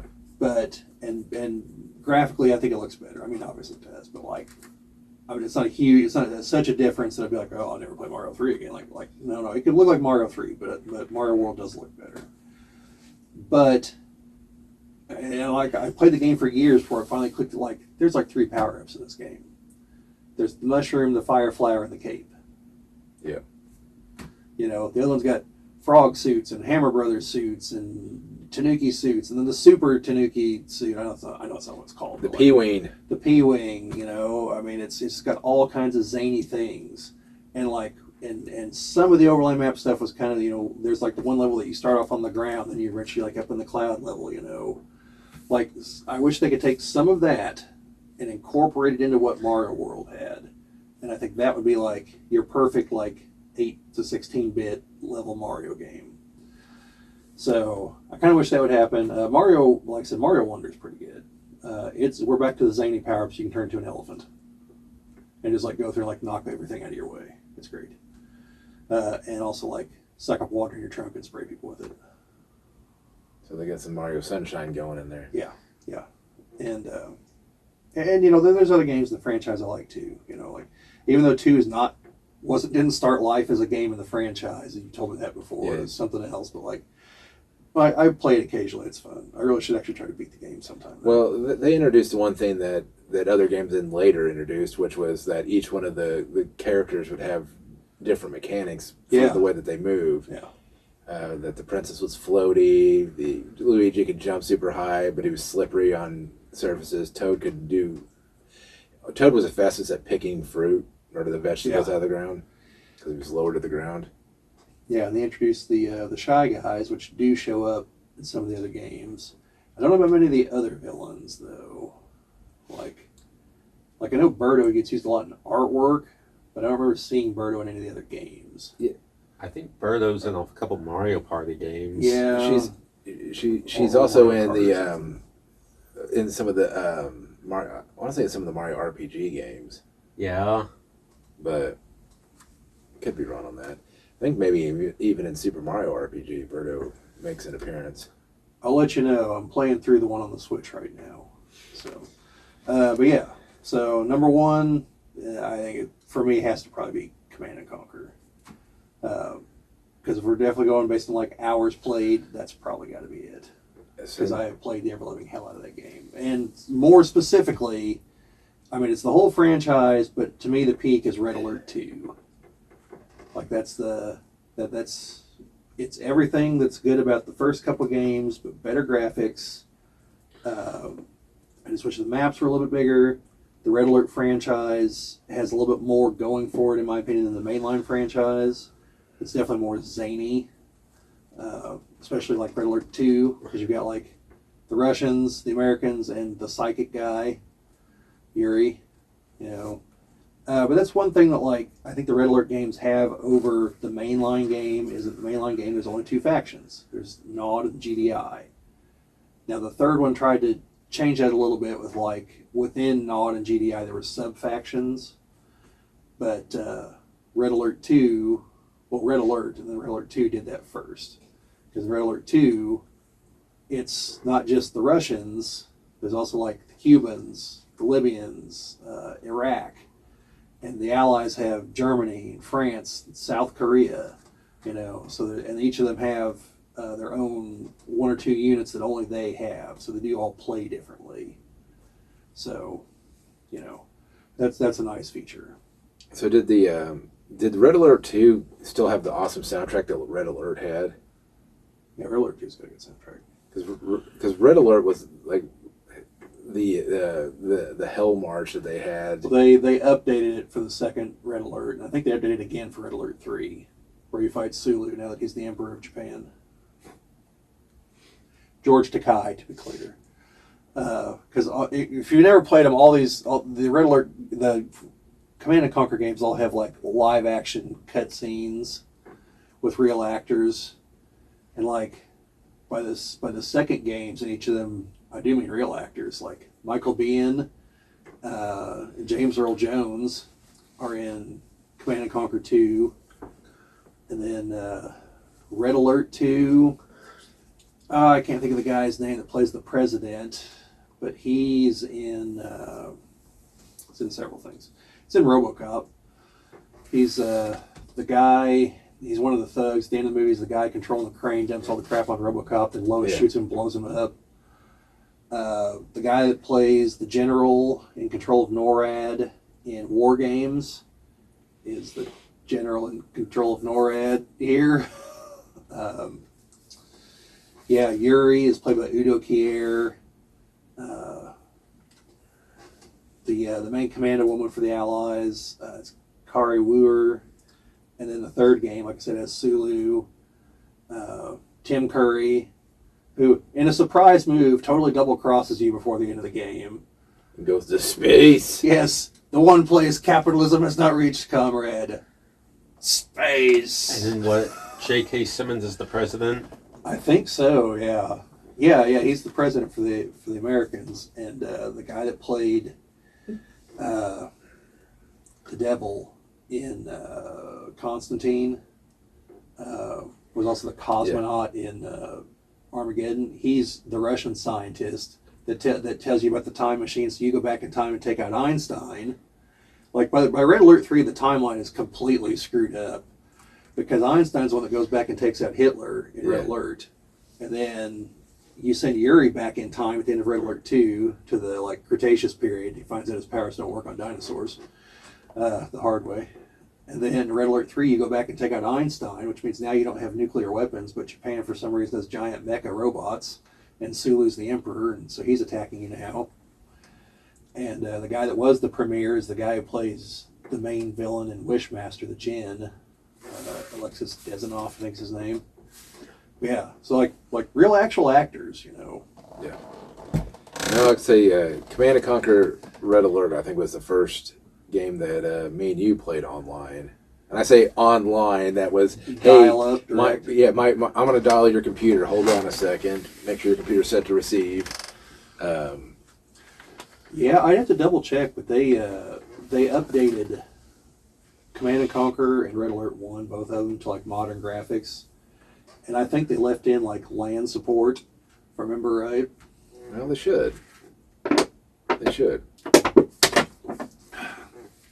But, you know, and understand, obviously, our lists are nothing but our opinions. Doesn't mean anything about any games that, you know, other people may like or not. Just things that we had gravitated towards. And, Yeah. I mean, I could still add another 10 to the list because, I mean, obviously... Oh, yeah, I was trying to figure out how to squeeze Resident Evil in there. It just wasn't going to happen, but, like... Well, yeah, no, Resident Evil. Resident Evil is one of the first games I remember playing that scared the crap out of me. And you look at the graphics now, and you're like, why was I scared of this? Because I think of the very first Resident Evil game, the very first scene where you see the zombie eating the guy, and it turns around and looks at you. I mean, by today's standards, it looks like a paper mache, you know. Well, part of that's the Texas Chainsaw Massacre effect. You ever actually seen the Texas Chainsaw Massacre? Okay, well, if you ever do, like, everyone's like, oh, it's such a gruesome, scary movie. If you can actually, like, objectively watch it, no, it's not. Like, almost every awful thing that happens up here, not on the screen. It cuts away at just the right moment. You know what's going to happen. You see all the parts, but, like, it plays out up here, not on the screen. And your brain makes it way worse than whatever you're going to see on screen. So that's why, like, monster movies... That's why a lot of them feel like they're great movies for like the first 2/3 of the movie, because you don't see the monster. Like, you get brief glimpses and like your brain's filling in the holes and you're creating this absolute grotesque monstrosity. And then it, like, you know, it's like Schrodinger's cat. At some point it has to collapse down into reality and it's one or the other. And well, it's a fixed thing at that point. And so, like, whatever's shown will never live up to what you were imagining. That's actually just sometimes to a negative thing, because I think of the 2014 Godzilla movie. It's like, you know what? I just want to see Godzilla at some point in this movie. I see a foot here, a tail here, a brief glimpse of lightning, and you can see it. And it's like, you know, I'd like to see Godzilla in my Godzilla movie at some point. Like, I kind of have a different opinion on it, which I think they made the corrections in the next, you know, X amount of Godzilla movies, which I still haven't seen the Godzilla X-Con. No, I haven't seen that one yet either. I started watching it, got pulled away, and Grant watched it, so I did not get to watch it. So, yeah, well, I mean, they're stuck between a rock and a hard place, because we all know what Godzilla looks like. We've seen the other movies, but, like, what about, like, a 10-year-old that hasn't? yeah, You know, they've got to consider that. Plus, I mean, obviously they're saving money on effect shots. yes, Hell, I was surprised he actually had the atomic death breath by the end of the movie. But once he did, like, once you hear the thing powering up, and I was like, finally, at last, like, this is it. Here it comes. If it doesn't, I'm walking out. Then I saw the spikes charging up, and I was like, yeah, here we go. The money shot, if you will. you know, I mean, that's what most dinosaur lizard things do, so. Yeah. All right, well. So where are we at now? So what? All right. So in our last get together, Owen and I kind of talked about, like, some of the things that we should or we need to do, we being humanity, to, like, get moving with this whole, like, space thing. And you weren't here, so you didn't get to hear me say that I do see value in going to the moon first. Because I know we talked about this one other time, and I said, not for the same reasons you stated, but I do see the value in it. Well, one is water. Yeah, that wasn't one of my reasons.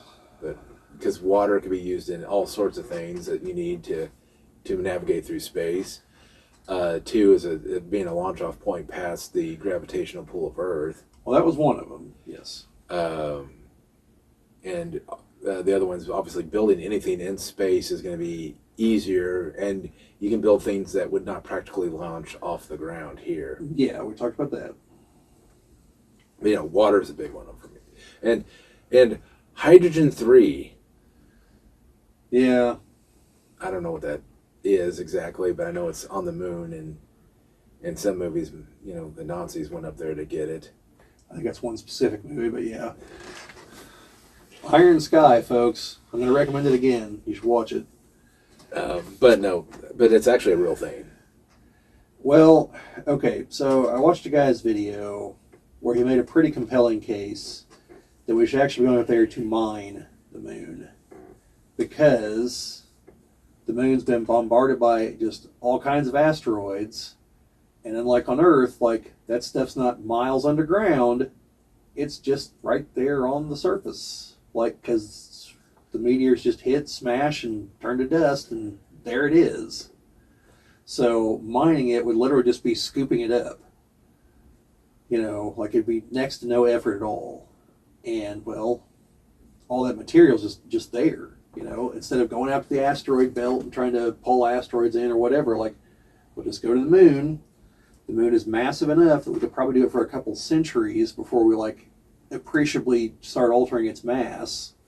To the point that we've got to worry about it either flying off or flying down, depending on which way it goes. And so for that reason, yeah, I see it. So, like, that's not to say we shouldn't already be working on getting to Mars, but like for our long-term plans, we should probably be trying to establish permanent facilities on the moon. And I also think that since we've clearly demonstrated that we can be in essentially some kind of weird pseudo-Cold War with Russia while still cooperating with the whole space thing, like, I think we should explore that more, and I think we should be like, hey, China, like, I know that we have this beef, and we might be in a hot war at some point, but, like, we and the Russians almost killed everyone on the face of the earth with nuclear weapons at least once, and we get along, so, like, do you want to join the club in good faith? Probably bring India, because I think they have aspirations. I don't know if the Saudis do, but they've got the money if they want to. And other countries, if they've got anything to contribute, bring them in. Because it's the future of humanity. It's not just the future of America. I want us leading the situation because obviously I'm an American and I think we have the greater technical skill. But, other people should be involved. And there's no reason they can't be. And hopefully that maybe even leads to cooperation there. Hey, we're getting along fine over here in this realm. Maybe let's not be at each other's throat over here. Maybe we can get to the Star Trek pseudo-utopia without World War IV. Well, for alien life to make contact with us, according to the Prime Directive, we need to be one nation. Yeah, see, I'm not so keen on that. I'm totally fine with us being fractured into nations and up in orbit and it's different nations and all that. Like I'm totally fine with that. I never did get that really with the Prime Directive, but I always thought it was just they had to be a warp society. Well, I think that there's things that supposedly like you couldn't make that they, or maybe it was to join the Federation they had to be. Maybe. Because they were like, well, then the politics would get involved in what people are trying to do, and well, without going super political, that's with me. It's a matter of accountability. Like, who's the world government actually accountable to? Who actually elects those people? Who do they answer to? And from what little I know of the European Union, it's not the people that live there. Like, from what I understand, and maybe if I'm wrong, someone please correct me, by the way. Like, I believe there's a certain level of the bureaucrats there are not elected by the masses within the European Union. I don't know how they actually get that position, but, like, I don't want to see that. Yeah, like, no. I want, like, even as flawed as our system is, theoretically, the people that actually have decision-making power ultimately have to answer to us. well, there's only one point when that maybe would be less whatever, and that's one is that AI has taken over work of every bed, so that we're just sitting around, just reaping the benefits of that, which would also mean that food, water, things that people want are not things that you have to work for anymore. That's just there. Okay, we get replicators. My gosh, could you imagine the people are like, oh yeah, this is a legitimate copy of some video game, and you're like, or did you make it in a replicator? Well, I assume that there's got to be a way to tell. But but I think when you get to that point, and when people can literally have everything that they need, they can do the things. then maybe it's not as important. But I mean, like when your livelihood and everything else is still highly affected by what governments are doing. I mean, yeah, until you're just like living in like an absolute utopia where you have everything that you possibly need, what do you really need a government for at that point? Well, I mean, there's still disputes in property and things like that. So, I mean, you still need something. Yeah. But yeah, so we talked a little bit about that, but also like, okay, let's say we really do get like, some kind of permanent settlement set up on Mars. How's the internet going to work? Starlink. Is it actually feasible to have like a system of satellites between Earth and Mars? Obviously, they have to shift in position with the alignments and everything. Like to make a connection that obviously you're going to know there's going to be a delay. Yes, or is it going to be more efficient? Like, are there going to be enough ships going? Is it going to be more efficient to literally just bring like massive data cores, hard drives, whatever? That it's just like like you put in like a request, like, hey, whenever you bring the update, bring this site, whatever the newest stuff is, and obviously like new news, new movies, and all that stuff in digital form, and bring it there and add to whatever mainframe is there that houses all this stuff.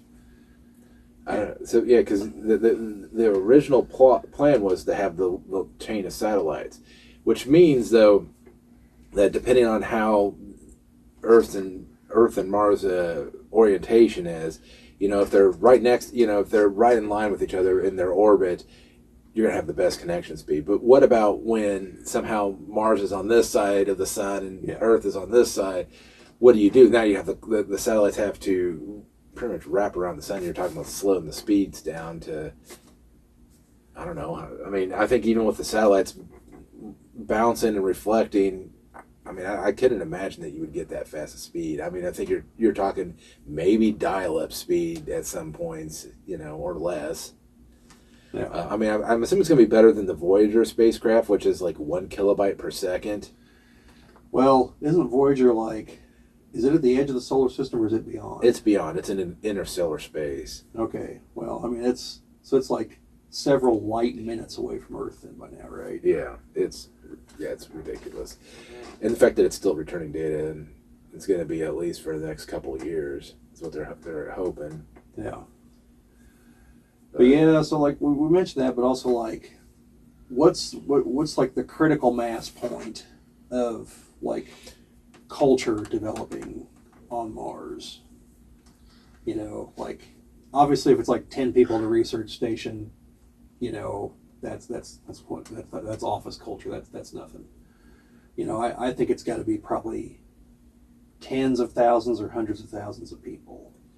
Like being born, living, and dying on Mars, probably.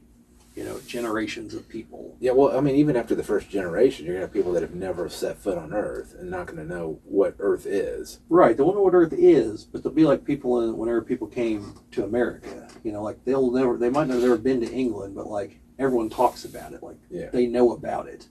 Yeah. So I think there's also that element of like, it has to be far enough removed in terms of time that the other place is basically just like, they know it's there, they know it's not mythical, but like to them it's just stories. They don't know any allegiance to it.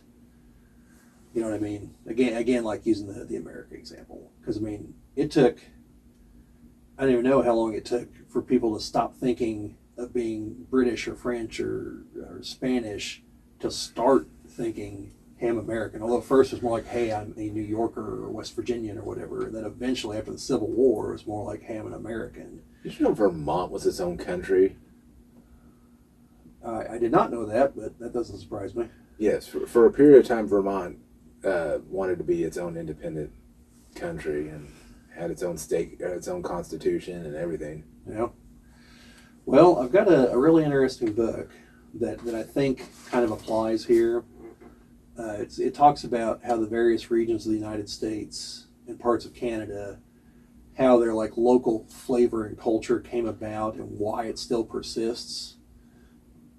And it has a lot to do with like the first people that settle there like really do kind of lay the foundation, because they talked a lot about New York, how it used to be like New Amsterdam, and how New York today is still like very welcoming of people from elsewhere.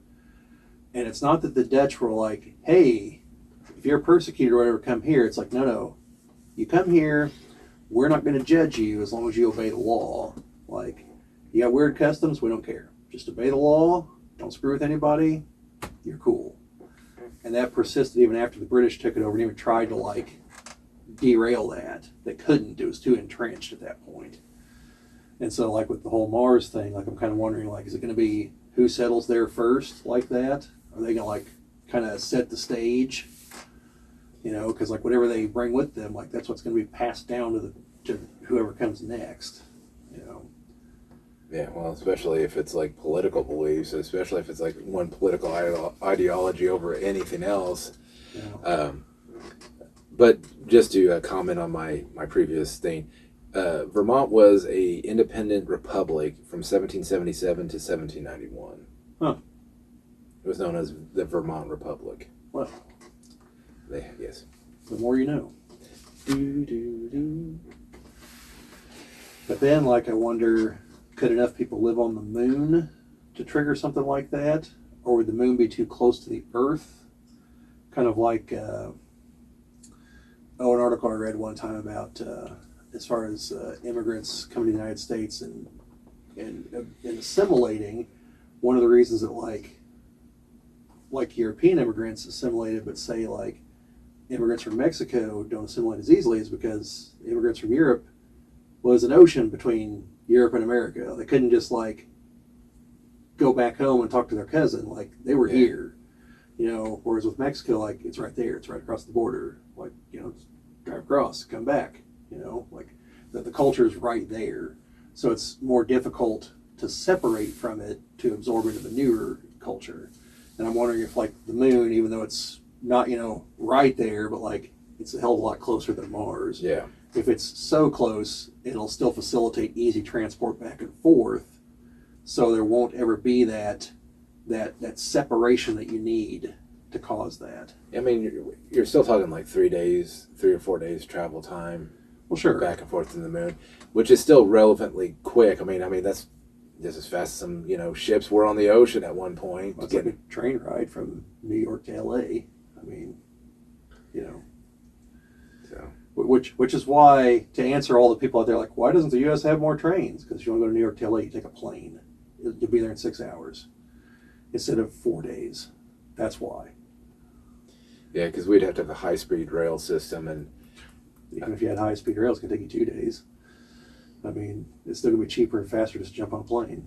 Like I don't want to completely shit talk high-speed rail. Like, it would work on the East Coast between, like, say, New York and Boston, you know, places, or, you know, New York, D.C., you know, it's a direct route.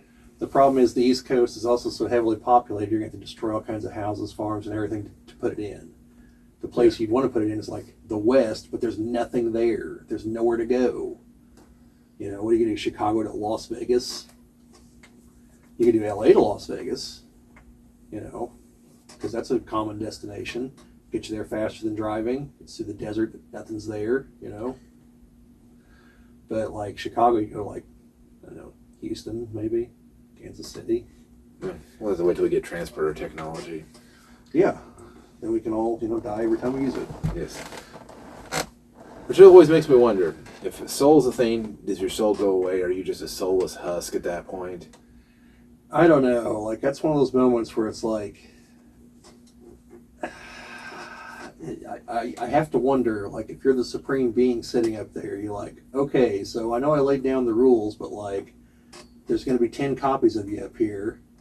Or, like, no, your soul just bounces into the new body. Like, you're not technically dead. Like, your body died, but you're still here, I guess. You know, I don't know. That's because Marvel kind of solved this problem because they realized there was a problem, because souls are a thing in Marvel. So they actually addressed it with the Scarlet Spider. Like, no, if it's a clone, a close enough copy, it's the same soul. So I don't think they address what happens if there's more than one clone, though. Because like the Scarlet Spider is separate from Peter Parker. They are separate people. They are separate entities, because Scarlet Spider lived a whole separate life. He is a separate being. But, like, if he gets cloned, because he's been cloned before, like when he dies and gets cloned, like that's the same soul that's going into the clone body. Well, there was a third clone. Oh, there's actually several more. But Kane is the other one. Yeah, he was the crazy one. Yeah, but like I said, there's several. There's at least one panel I looked at that has like a dozen of them. I mean, the Jackal created all kinds of clones. Hell, the Jackal's a clone of I can't think of the professor's name, but he just like kept like cloning himself and like altering himself into the Jackal. That's like several iterations down the line because he was just an old man, you know. And there's a Gwen Stacy clone out there somewhere, I think. I think they're going to resurrect her in the 616, from what I understand. Yeah. It's like when Wolverine thought he was, you know, not with Jean Grey, or I thought he was with Jean Grey. Then... Oh, yeah, and Earth X, because his senses had dulled. And she finally tells him, like, Logan, like, your powers aren't working anymore. What are you talking about? He's like, well, look at your beer gut. Like, you know, your healing factor's failing you. Your senses are dulled. Oh, they're sharp as ever, whatever. She's like, no, they're not. Like, I'm not Jean Grey.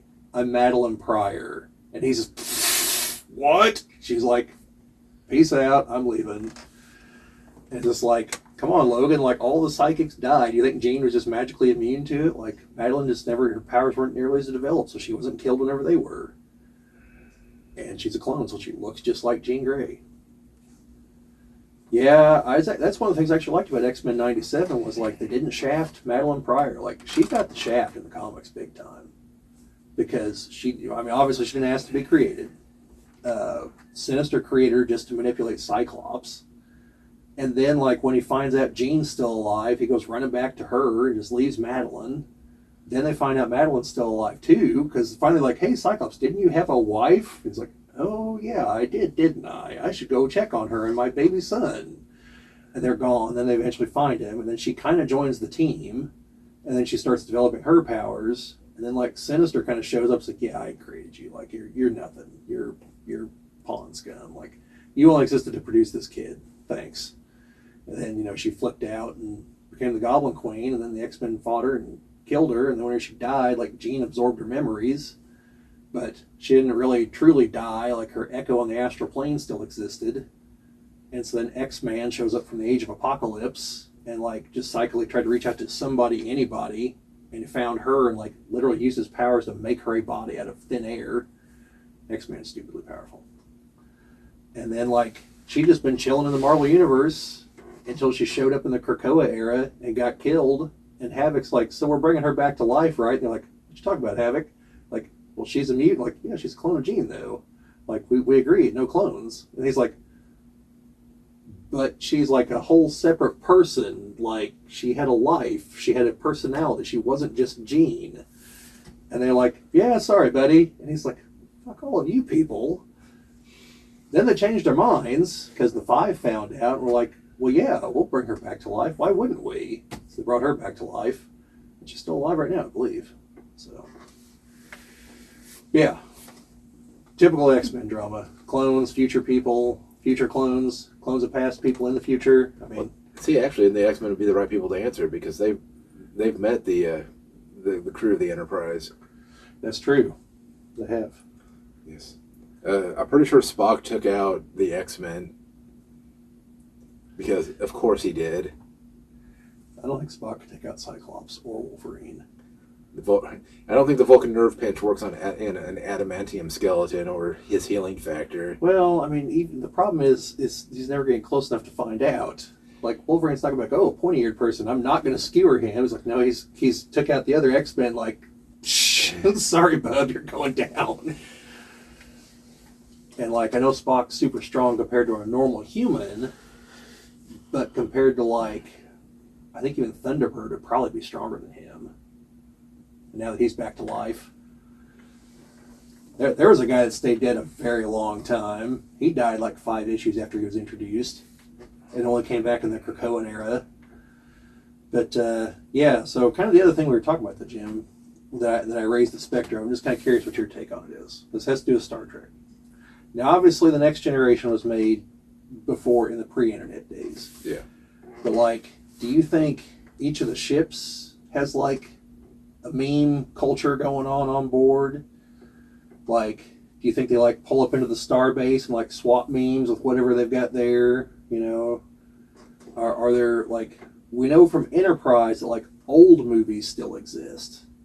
Do new movies exist? And if they do, like, do they propagate out through Starfleet? Like, or like I'm curious about all that, but also like say you're the Enterprise, you pull up. Like, at what point does someone from Starfleet like, hey, so we need to like copy everything in your computer's memory banks because you've been out there, you know, enterprising, doing your thing, and like who's in charge of like reading the logs and everything? Like where does all this happen? Because otherwise, all that's for nothing. Well, I imagine that there's a transfer of that when they go to to the star base, that they would transfer that. As far as meme culture, I think it would be a ship per ship thing, because I think you're talking culturally isolated ships out in space. Yeah, you do meet occasionally, and you may say, oh, this is something, because I guarantee that there's probably somebody making a joke about Picard Day on another ship. Oh, Picard Day. It's there, it's Riker. On the Titan. We're still being Picard Day. No, I think it would be because while we share memes like within a country, and we may sometimes see stuff come from another country into ours, it's usually not going to be like a Russian meme coming into the US and we're like, oh, that's funny. Ooh. No, it's pretty isolated. And I think that's how it would be with the ships, is that culture would be isolated. There may be some back and forth, and the people are like, I don't get it.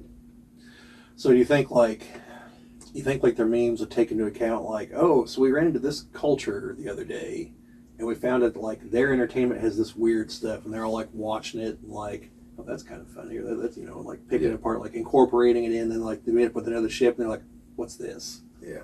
Like, you had to be there, Yeah. Like we're so different, I'm half black, half white, and you're half white, half black. And you mean... Yeah. That was an episode, too, by the way. Yeah. And then they're like, well, can't you see? He's totally different than me. That side's white, that side's black. Well, the other one, that side's black, that side's white. Totally different. And they're like, no. Yeah, well, the real important part there being when Spock spells out that, like, clearly they came from a common ancestor. It's like, that was the punchline. The press should be like, the humans should be like, yeah. Yeah. Oh, morals that still fit in today, but yeah, no, just like, I think there's a whole, like, technical side to the show. I mean, obviously, it'd be an incredibly boring episode of like, oh, we're here to collect your computer data. And, the guy, it's like, all right, well, me and the crew are going to spend the next 30 years coming through all this to try to make something of it. No, the technology they have is fast enough to their isolinear or the weird organic computer that the Voyager had on it. That was the only one that used that, and they're like, yeah, we're not doing that again. Because I think later they even switched it to an isolinear chips system because it was. I haven't watched all of Voyager, so I wouldn't know. I really should. But no, I think when that's in for maintenance, that's when they would take that stuff off. I just wonder if there's ever like that one ship that's like, oh yeah, by the way, we ran into this V'ger thing and we've got like all of data now from everything. There's no reason to explore anymore. We've got it all. Here, just upload it. Well, isn't in the answer? I don't remember which series it was. The ultimate answer is 42. Just go with that. I don't remember which series this was in, but wasn't there one where they were trying to perfect like beaming to the point that like you don't even need the ships? We'll just target a planet and beam there. I don't remember which series that was, but I know they were talking about that. It wasn't going to work, obviously, but because then you lose half the aspect of the show. They're like, but if only there was a gate to the stars, perhaps we can make a show based on that won't have spaceships. We'll just do this. Then we'll introduce spaceships later on in that show. Well, the whole point of transporting was just because there wasn't a budget for shuttlecraft. Right. An entire genre of like a foundational thing to Star Trek.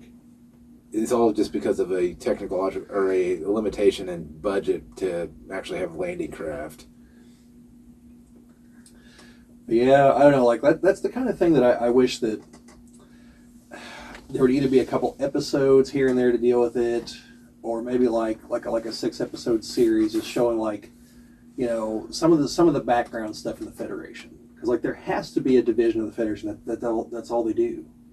You know, is like going through the computer logs, you know, trying to catalog everything that's theirs. They can update like this whatever Starfleet encyclopedia is, and like another question is like, do you think all the ships all have the same operating system? No. Or do you think it's like this class of ship probably has this operating system, a newer one will have this one, and like, is it even possible to update the other one because it's possibly also built around like the technology itself and not just, oh well, we can just update this like Windows. Like, no, this uses this kind of chips that won't work. This new one uses this kind of chips, so it will work. Well, I mean, that's what the whole point of retrofitting the ships are. Actually, speaking of Star Trek, I can't even believe it. There was a new show or movie, or I don't even know what it is, that came out. Section 31. I started watching it. Haven't made it very far. And I haven't made it very far. what was your opinion? That I'm not so sure I need to continue. I've heard things. I've heard not good things about the rest of it, and for what I've seen, I can believe it. Is it like Discovery 2.0? No, it's just like, for some reason, they need to get, what's her name back, that was the Empress in the Mirrorverse. Because, like, they thought she died, and then they realized that, no, she didn't die, she's been laying low, and then they show up to get her, and she's just kind of like, man, you guys really suck, like, I've been here for, like, 2 years, like, what the hell taking so long? And then she's like, I really don't want to go, like, I'm just fine right here, you know, with my little empire of petty information gathering and whatnot, like, I'm good. Like, well, you need to come with us, and then she does, and, like, she meets the team, and just, like verbally tears the whole team apart in, like, seconds. And I was like, well, that's great. Like, but like, where the hell is any of this going? So, yeah, no. I will watch the rest of it at some point. Because my thought, well, this is why I haven't even thought about it. Because I say Discovery was good when it was like Strange New Worlds. I haven't even watched Strange New Worlds season 2 yet. I haven't even finished it. I haven't finished season 1 yet. And season 3 is coming out. Mm-hmm. And I'm hoping it's not going down the Discovery route like Discovery did. Discovery was like okay, like the first season. Like it was like this is all right. Though I didn't care for the Klingons at all. Like no, I thought that was terrible and stupid. But Strange New Worlds. I don't know. That's why I was wondering where it was going with it. So what did you have to say, Owen? Oh, I don't have anything to say. I thought you said you heard things. Oh, no. But, well, I think we're getting to the point where... Yeah, it's time to call it. I had one other question in there. Like, I thought about it when we brought up the other Star Trek stuff, but I think it's... It might come to me here in the next minute, but I doubt it. That's all right. We can use it for a talking point on another one. So, Jim won't remember 3 months from now. Hey, now... I'm gonna. I'm sorry, that was a low blow. You've been busy. I shouldn't criticize. I know for a fact that you've intended on being back and just couldn't. I shouldn't joke about that. I mean, I made sure I set time aside because I've got, like I said, I've got a lot of stuff to talk about. I got a lot of things that I want to do videos on. I'm not sure I'm going to record any more today, but because we're hungry and he's got to go watch Minecraft. We'll talk about that next time. Yes. We'll have to report back in on that. But no, I've got lots of stuff that we can make lots of videos on. Actually, I see my deck of Star Trek cards over there. I don't even know what they are. I bought them at the flea market here in town. Oh, that reminds me, in case I didn't tell you, this wasn't what I was going to say, but it's something else Star Trek related. I found my cards for the Star Trek collectible card game. So, like, the one from, like, the 90s by Decipher. I didn't even know they had one. So it's for the next generation. So I've got like a bunch of ships, like Federation, Klingon, and Romulan, and like unaligned. And I've got people and planets, and I don't know if I've got enough like to really go, but like I've got stuff. You want to check it out sometime? I also found some of my SimCity cards for the SimCity card game. Yes, which I bought some new ones too. I think you were with me when I did it down there at Comic Quest. Yeah. I thought you got a chuckle out of what I said at the time too. I think I was the one where I was like, "Yeah, it's over there with all the other crap on that table." Yeah. But so I found those. I sold the Star Wars cards. I got a pretty penny for those. And now it's time to move the Overpower cards. So, gotta contact some old acquaintances from high school who have an interest. Dale. Noah and Dale, yeah. Chris wants to look them over, but he's not sure he actually wants them. So, well, it's a matter of like the realization of when am I going to use them kind of thing. Yeah. You know, kind of like, I don't know if I told you, but I had a major like existential crisis up there at Comic-Con where I literally was like, why am I buying these things? Like, I derive some level of enjoyment out of buying them and of owning them kind of, but I don't actually do anything with them. I don't know anything about buying stuff that you don't ever do anything with. Yeah, but I mean, okay, like if you actually wanted to do stuff with this, you know, I mean, you got to hook up your system, obviously. Yeah. But like, then you plug in the cartridge and you play the game. Yeah. You know, what am I going to do with the action figures? Am I actually going to sit there and be like, you know, oh, you're dead, you know, like, that's not really going to happen. Maybe. Okay, that's probably not really going to happen. You know, or I'm going to feel really silly while I'm doing it. Like with Legos, you know, I have fun actually building them, you know, and then they're there. Then they're, you know, maybe one day I'll tear them down and make something else. If they're spaceships, yes, I do occasionally, you know, swoosh them around, you know, but like, you know, but that's it. Like G.I. Joe figures, I had the G.I. Joe figures sitting on my shelf for like a decade before I sold them. That's all they were doing, is just sitting there. That's what the new ones are going to do at some point. Well, we just don't have the school bus full of G.I. Joe figures to explode out in your backyard anymore. No. Yes. And then Meltdown with the, did you ever see me Meltdown in him with the sparkler device? I don't know what I can actually say on here. But yeah, you take a whole bunch of sparklers, like you need more than 100, but I would get like 400 or 500 of them. You tape them all together. You can do it in like layers, like a cone, but the point is they're all together. You have one that sticks out of the top. That's the fuse. Because you know, whenever you take a sparkler and you set it next to another one, it sets it on fire, right? Yeah. Okay. Well, what happens whenever it like starts, like it burns down and like it's connected to 6, which are connected to 12, which are connected to 18? What happens is, in the space of about 3 seconds, all of it burns up. And that's all phosphorus. So, and phosphorus and magnesium. So, yeah, it's magnesium. And, so it starts slow. It's like, then it whooshes, and the whole thing just incinerates and creates a huge fireball. And whatever is next to it will not be there when it's done. Because, again, it's magnesium. It burns very hot. From, if we're like the distance from where we are right now to like where the vehicles are parked out there, from that distance you can feel the heat come off of it. So like, yeah, I've got a recording of it, of one, and I don't know if I can actually put it on YouTube because of what it is. Yeah. You know, but it's a hell of a sight. Like that wasn't like put fireworks in the bus.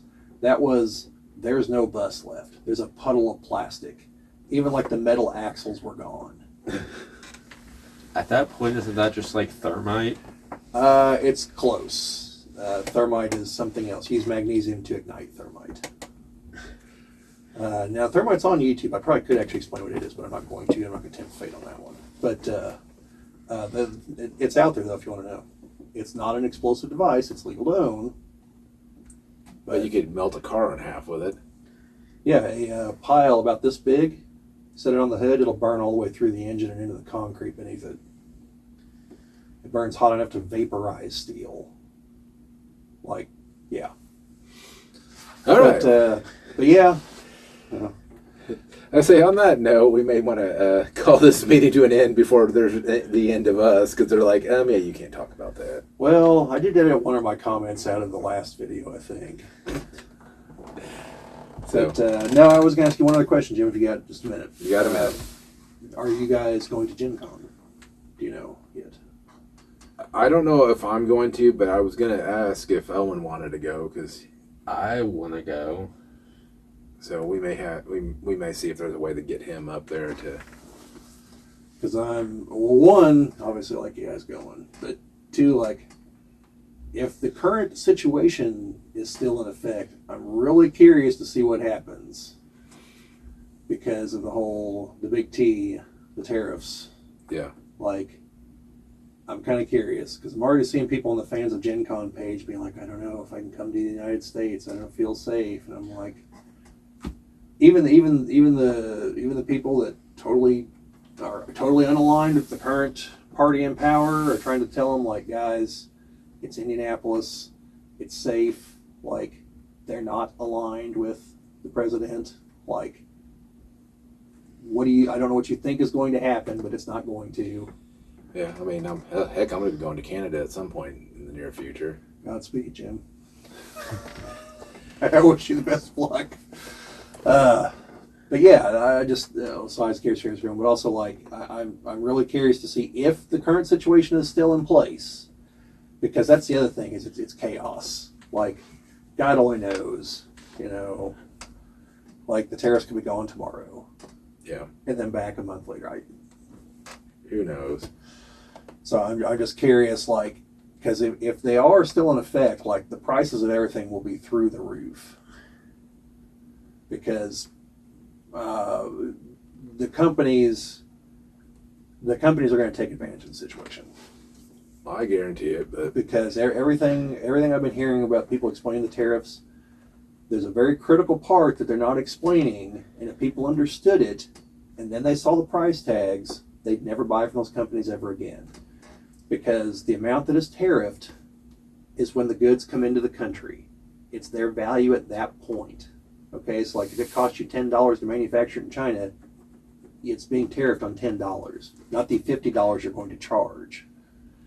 And so, like, say the tariff is $2 or whatever.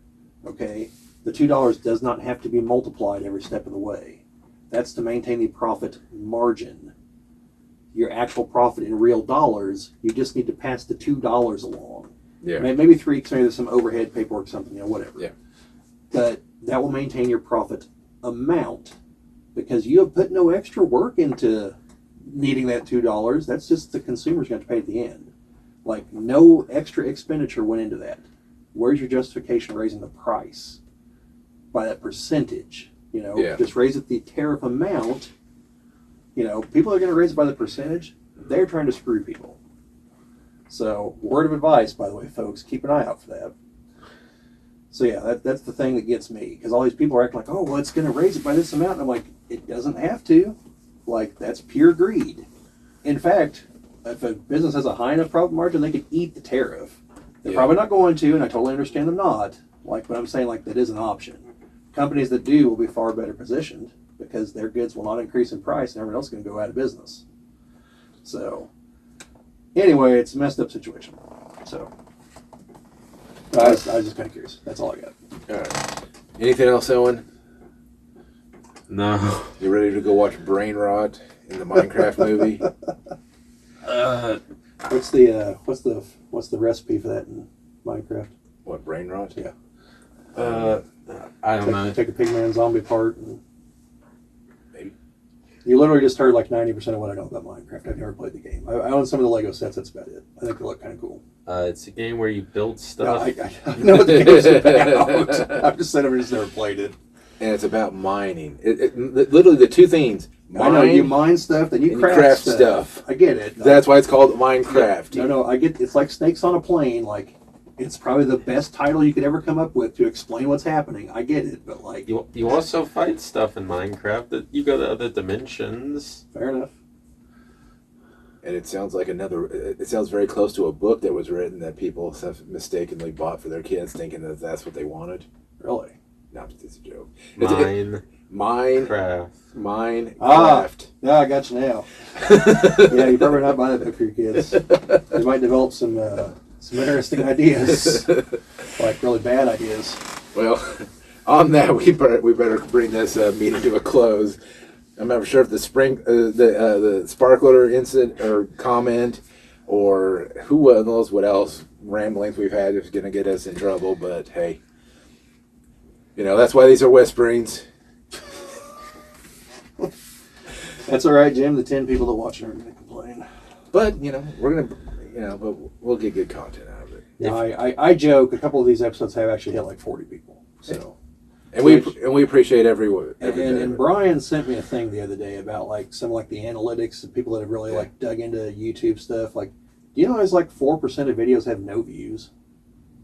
How much? Like 4%. And there's like a really high number. I don't remember the percentage, but it's way into the double digits of people that don't even say anything about like, share, subscribe, any of that. Like it's like 40%. It's something stupidly high. Well, and on that comment, you should like, share, and subscribe. Yes, please do. So for the 1.5 people still watching, Yes, especially that 0.5 person. Yes. We got your back. Or whichever half is. Yeah. Whichever half. Might be your friend. I don't know. half the man you used to be. Yeah. Oh gosh. Who's Darth Maul after the Phantom Menace? But yeah, there's just. I'll send you the link to it. There's a bunch of really interesting stuff in there. Okay. And there's another video you need to watch. It has to do with physical media and yeah. But anyway, Right. yes. But thank you, Brian. Brian, if you're still watching, thank you for saying those things. I do watch them. I try to get these guys to watch them. At least I tell them about them. Like. Yes. But as I said before, Jim's very busy. Like I understand. So. Oh, he doesn't understand. Hey, at least I'm not still saying you don't like The Empire Strikes Back. I do. Remember when I bought you those plaques and I only had the 2. Yeah. And I couldn't find the 3rd one. I was like, well, that's because I know you don't like the movie. Well, The Empire Strikes Back is my favorite of the I know. movies. I think it's The Empire Strikes Back. Is it The Empire Strikes Back? Yes. Yeah. Yes, and the unpopular opinion that I actually like the Phantom Menace too. So. It's all right. It's Attack of the Clones instead of the letdown of the prequels. Yes, most definitely. All right. Well, we're we're rambling about rambling. So, all right, folks, thank you for watching. Like Jim said, like, share, subscribe, all that fun stuff. Sharing and commenting and things help us grow the channel the most, and obviously subscribing. Maybe you can be one of those 2 people we still need to hit 500. You'll definitely get our thanks. I don't know if I'll be able to give you anything else, but I'll give you that. Yes. So, we'll give you more content like this. That's what we'll do. yes. So, thank you folks for watching, and We'll catch you next time. Catch you on the next one. see you later.